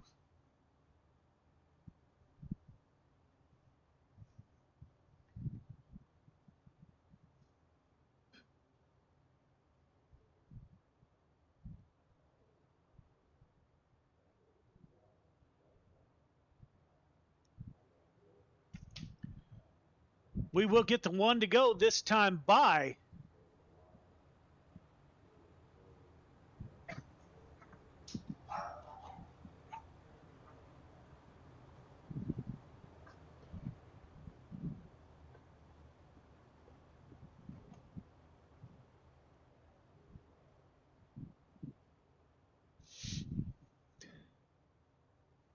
again, my apologies if you're watching out there. We are babysitting our grand puppy, so we have 3 French Bulldogs in the house this weekend. So got my hands a little bit full as they want to be in the broadcast room, obviously. Brian Dickens with your lead coming off of turn number 4. Good start by the 122. Your points leader, Joseph Grandy, goes with them. A little bit of gap between your top 3. Doyle Lawrence, the first car to dive down low. Kurt Schatzer in the 18 car on that outside. Coming to, we are halfway.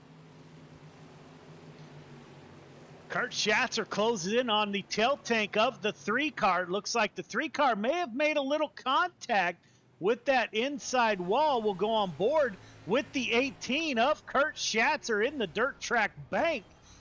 Makes a little bit of contact, loses ground to the 3-car. So Doyle Lawrence holds on to P4. Up front, Brian Dickens getting away from the field. Joseph Grandy in P2. Those two put some space between themselves and the 515 of Chris Cox. Doyle Lawrence in the dirt track bank number 3 car in P4. Kurt Schatzer, Randy Shreves. We saw Shreves lead early, got caught up in an incident there. Followed by Jeffrey Kemper.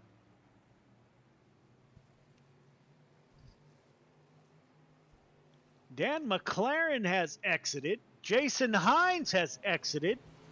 Looks like Grandy was going to take a peek on the inside of the 122. Dickens into the inside wall. That will open the door for your points leader. Dickens gets into the wall once again. That car may have some handling issues.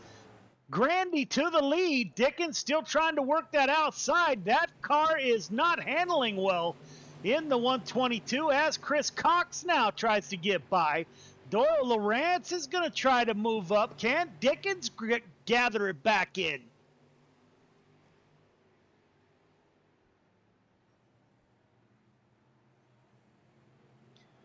It will be Doyle Lawrence with the pass for a podium position in that 3 car. 122 with a good run off the top side. Meanwhile, Grandy, your points leader in the 518, checking out on the field. Chris Cox, Dickens into that wall once again.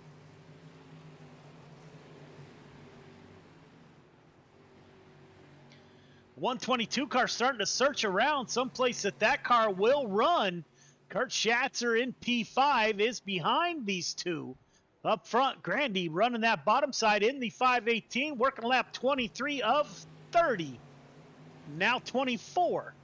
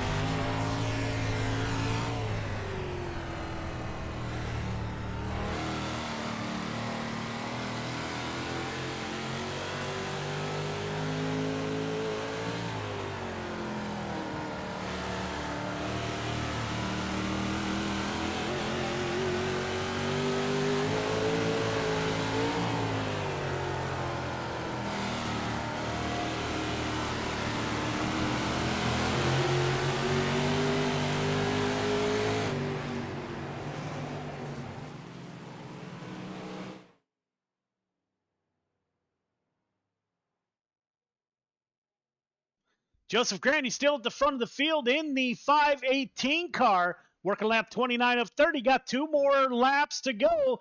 Doyle Lawrence in that 3 machine still holding down a podium. 2 dirt track bank cars running, or 3, 4, and 5 on the track. Up front, Joseph Grandy with over a second lead over Chris Cox in the 515. Last lap, Joseph Grandy on the point.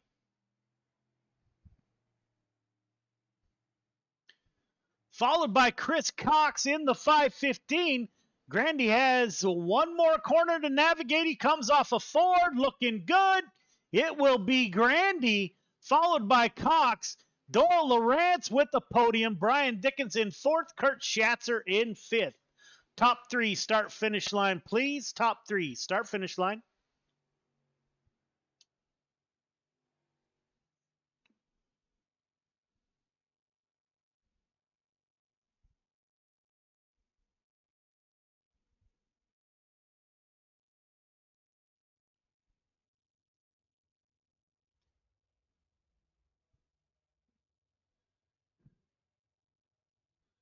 There are your top 3 on the podium shot.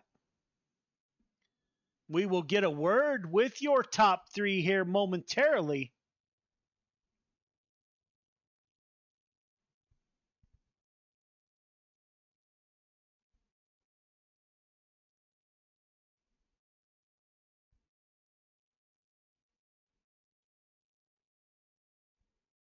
Trying to get Doyle Lawrence in the Discord. While we work on that, we will grab second place finisher Chris Cox as he comes up with his second podium for the night.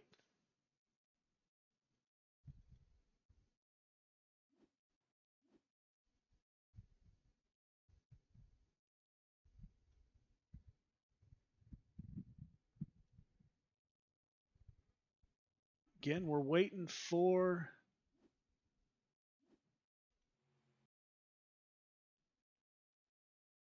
we do have the 5:15 of Chris Cox. Chris Cox moves up 9 positions from his start. Chris, this is Joe. You got me? Chris, this is Joe. You got me? Yes, I do. Man, moved up 9 positions from your start. That was not as rough. Of course, we didn't have as many cars. Walk us through your night. Well, I just kind of back there in the back until whatever happened, and coming out of 4 and jumped like, I don't know, 4 spots and not even probably 5 yards. Yeah, man. So, do you think you had anything for Joseph Grandy?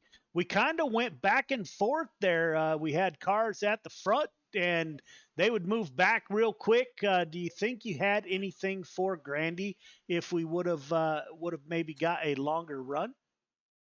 I don't think so, because like coming out of 4, for some reason the car just got kind of just falling on its face, and he was getting good power out of the corner, and I just wasn't. It seemed like it was kind of stalling out real bad. So you still shooting for that triple crown of a limited late model 358 and a sprint car championship? I'm hoping so, if everything goes right. All right, man. Second podium for the night. Who do you want to thank for your podium finish? I'd like to thank Top Secret. I'd like to thank... Not even going to ask. I'm not even going to ask, so we'll skip right over that. Go ahead, man. My apologies. I'd like to thank you for putting this on, you for broadcasting it, my viewers for watching my broadcast. Everybody that showed up tonight so we can have this the race that we have with the little car count that we got. I hope this kind of picks up. Be nice if sprint cars kind of picked up. We could go to maybe wingless. Be nice to do a little wingless 360 racing. MJC Desktop Fabrications and the Ingram family.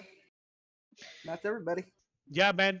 Great night for you. I wish you a great weekend. And if you haven't got your shirts for your championships, they should be there anytime. So great run by you, man. The Ingram brothers, you should have put these two into a sprint car earlier, because they actually had a heck of a run the last 2 weeks, man. Oh, God, you should have heard them all race. Quoting Ricky Bobby with, "I don't know what to do with my hands," from the beginning to the end. I was surprised. Last week was there, or did they run week 1? But they held their own, man. You got a couple of very talented drivers in that group, so that's great to see.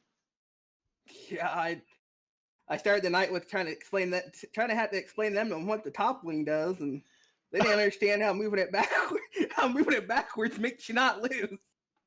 Well, you got them, man. You got a couple of talented drivers. So congratulations on the podium. We'll see you next week. All right, see you next week. I might have to bring my secret Top Gun in here fucking next week or next year. He's even better at sprint cars. All right, we can't wait, man. We take all drivers. All right. All right, man. Have a great weekend. You too.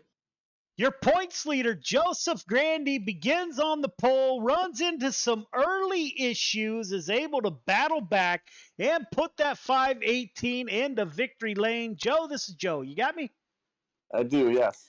Man, that was kind of an interesting night. I got to tell you, I am so glad that we are leaving Williams Grove. It's been a long week in C2C. We had a race in North American Dirt Track Racing Association that I broadcasted last night, and now tonight, man, I'm glad to get out of here. However, you're the points leader, and you got out of here with a win. So walk us through your night. It looked like you went front to back to front. Great run by you, man. Walk us through it. Yeah, it was a little rough. I had to muscle my way through a couple situations, but I got through it. I was catching Brian there at the lead. He ended up hitting the front of the wall, so after that, it was pretty smooth sailing. Yeah, the 518 car, man. It's been a pleasure to watch. Welcome to the show. I don't think I've said that yet, but welcome to Gears Unlimited Friday Night Lights, man. And you are a great addition to that. And where are you from, man? Tell me a little bit about you. I'm from upstate New York, about 15 minutes outside of Albany. Okay. And iRacing for a long time? I know we raced together in Coast to Coast. Nah, I started iRacing probably in April. Do you race a real race car? No, thinking about it though. Thinking about getting into Sportsman Northeast Modified. Yeah, you and I both, brother. Only I'm going dwarf car racing, so we'll see how that plays out. But welcome to the show, man. You've been a great addition. You drive clean. You fit the mold that we're looking for. Congratulations on your win. Who would you like to thank for your victory? I'd just like to thank the broadcast, Gears Unlimited, and everyone at Coast to Coast. Yeah, man, no worries. I wish you a great weekend. Your points lead is safe for another week, so well done. You keep it up. Now you are qualified for the Dash for Cash in week 13. $500 cash will go out. We'll spread it out throughout the entire field. So congratulations on that. If you compete in 6 weeks, you'll be in that race on week 13 if you want. Until then, I wish you a great weekend. Look forward to seeing you next week, man. Great run by that 518. Thanks, you too. All right, man. So there you have it, ladies and gentlemen. There is week 3 of Gears Unlimited Friday Night Lights. We had some great racing. It was a tough week at Williams Grove. The track can be very technical, of super quick straightaways with tight corners. So we did have a lot of cautions this week. We head to Northern Indiana next week to Kokomo Speedway.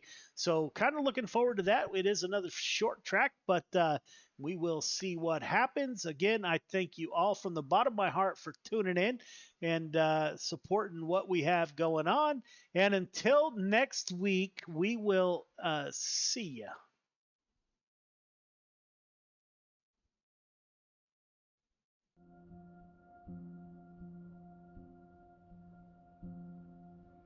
Soldiers, sailors, airmen and women enlist in the armed forces for many reasons, including a sense of duty, patriotism, the adventure, travel, and adrenaline. Many continue their military service because they discover a brother and sisterhood, an identity, a team. When service members are injured or wounded and can no longer perform their military duties, they quickly find themselves removed from their team, no longer serving the purpose for which they trained. I came back from Afghanistan in 2013, and it was kind of a trial and error of finding out, after the military, what's next in life. Being forced to leave a military career filled with purpose and pride can be challenging. Some challenges may leave lasting scars. An illness, wound, or injury can make anyone question their worth and sense of belonging after military service. 35 years in the Army, and I needed something to transition into. And so from that transition came an idea, and the idea was this. Even though a military career may be coming to an end, or already ended, recovery can occur in the most unexpected places with unforeseen opportunities. Recovery, whether physical or mental, has no defined beginning or ending. It may last a lifetime. For me, one of the biggest surprises that I found out going through it was that it's not like the flu where, you get sick and then you get better. You're never cured. And that's so frustrating. It's so hard to tell someone that, and it's so easy to slip back. And every single time you have to find a new way to fight it, it's a different monster every time you battle it. This can feel daunting to a warrior who is suddenly forced to leave everything they know, trust, and love, finding themselves at the beginning of an unknown and possibly frightening new journey. Welcome to the world of motorsports. We're in the right place at the right time in our lives to be able to take these guys that are wounded and put them in front of people that can actually show them that there is a camaraderie, there's a brotherhood within the motorsports industry, that there is potential for career opportunities for them if they have the skill set. Motorsports offers an opportunity to regain that sense of identity within a safe, fast-paced team environment, providing a renewed sense of purpose. It has many facets, all created by teams working together for success on the track. Like in the military, in motorsports the goal is in accomplishing the mission, winning as a team, collectively celebrating the successes and supporting teammates through the losses. Through motorsport opportunities, Operation Motorsport assists medically transitioning service members and veterans with discovering new ways of achieving a renewed sense of hope, purpose, and pride. Besides the basic brake changing, oil changing, tire rotation, I've actually learned how to assemble and disassemble some engine parts, change some axles, do some alignments and stuff. So give it a try. You never know. This was nothing that I expected. I did not expect to be fully suited, jumping over a wall while cars are going 100 and something miles an hour. From motors to media, tires to tickets, and hot laps to hospitality. Operation Motorsport provides beneficiaries the chance to become immersed within professional motorsports and provides them with the opportunity to find out firsthand what captivates their imagination and interest. These opportunities provide an avenue of discovery within the motorsports immersion or diversionary therapy programs, all within the Excite, Engage, and Empower recovery programs. Operation Motorsport also offers virtual engagements and recovery opportunities through an iRacing league, engaging beneficiaries in a safe, competitive environment from the comfort and safety of their home. Meeting other like-minded people, service members and veterans on the virtual racetrack, opening the doors to Motorsport Academy programs that prepare beneficiaries for their first encounters at the racetrack, and possibly leading to a day when they can get behind the wheel.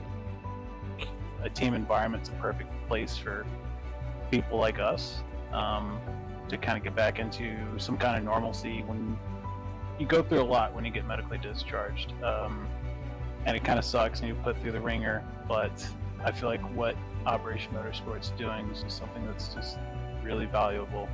Operation Motorsport prides itself in keeping beneficiaries engaged after the race weekend, throughout their recovery and beyond, through our recovery programs, or as a member of the 22 pit crew. No matter the background or story, Operation Motorsport is always there to listen, provide a safe and comfortable space, and a trusted circle of confidence that is open and honest about what difficulties may lie ahead for those transitioning out of a military career. Operation Motorsport believes in the power of team, identity, and purpose.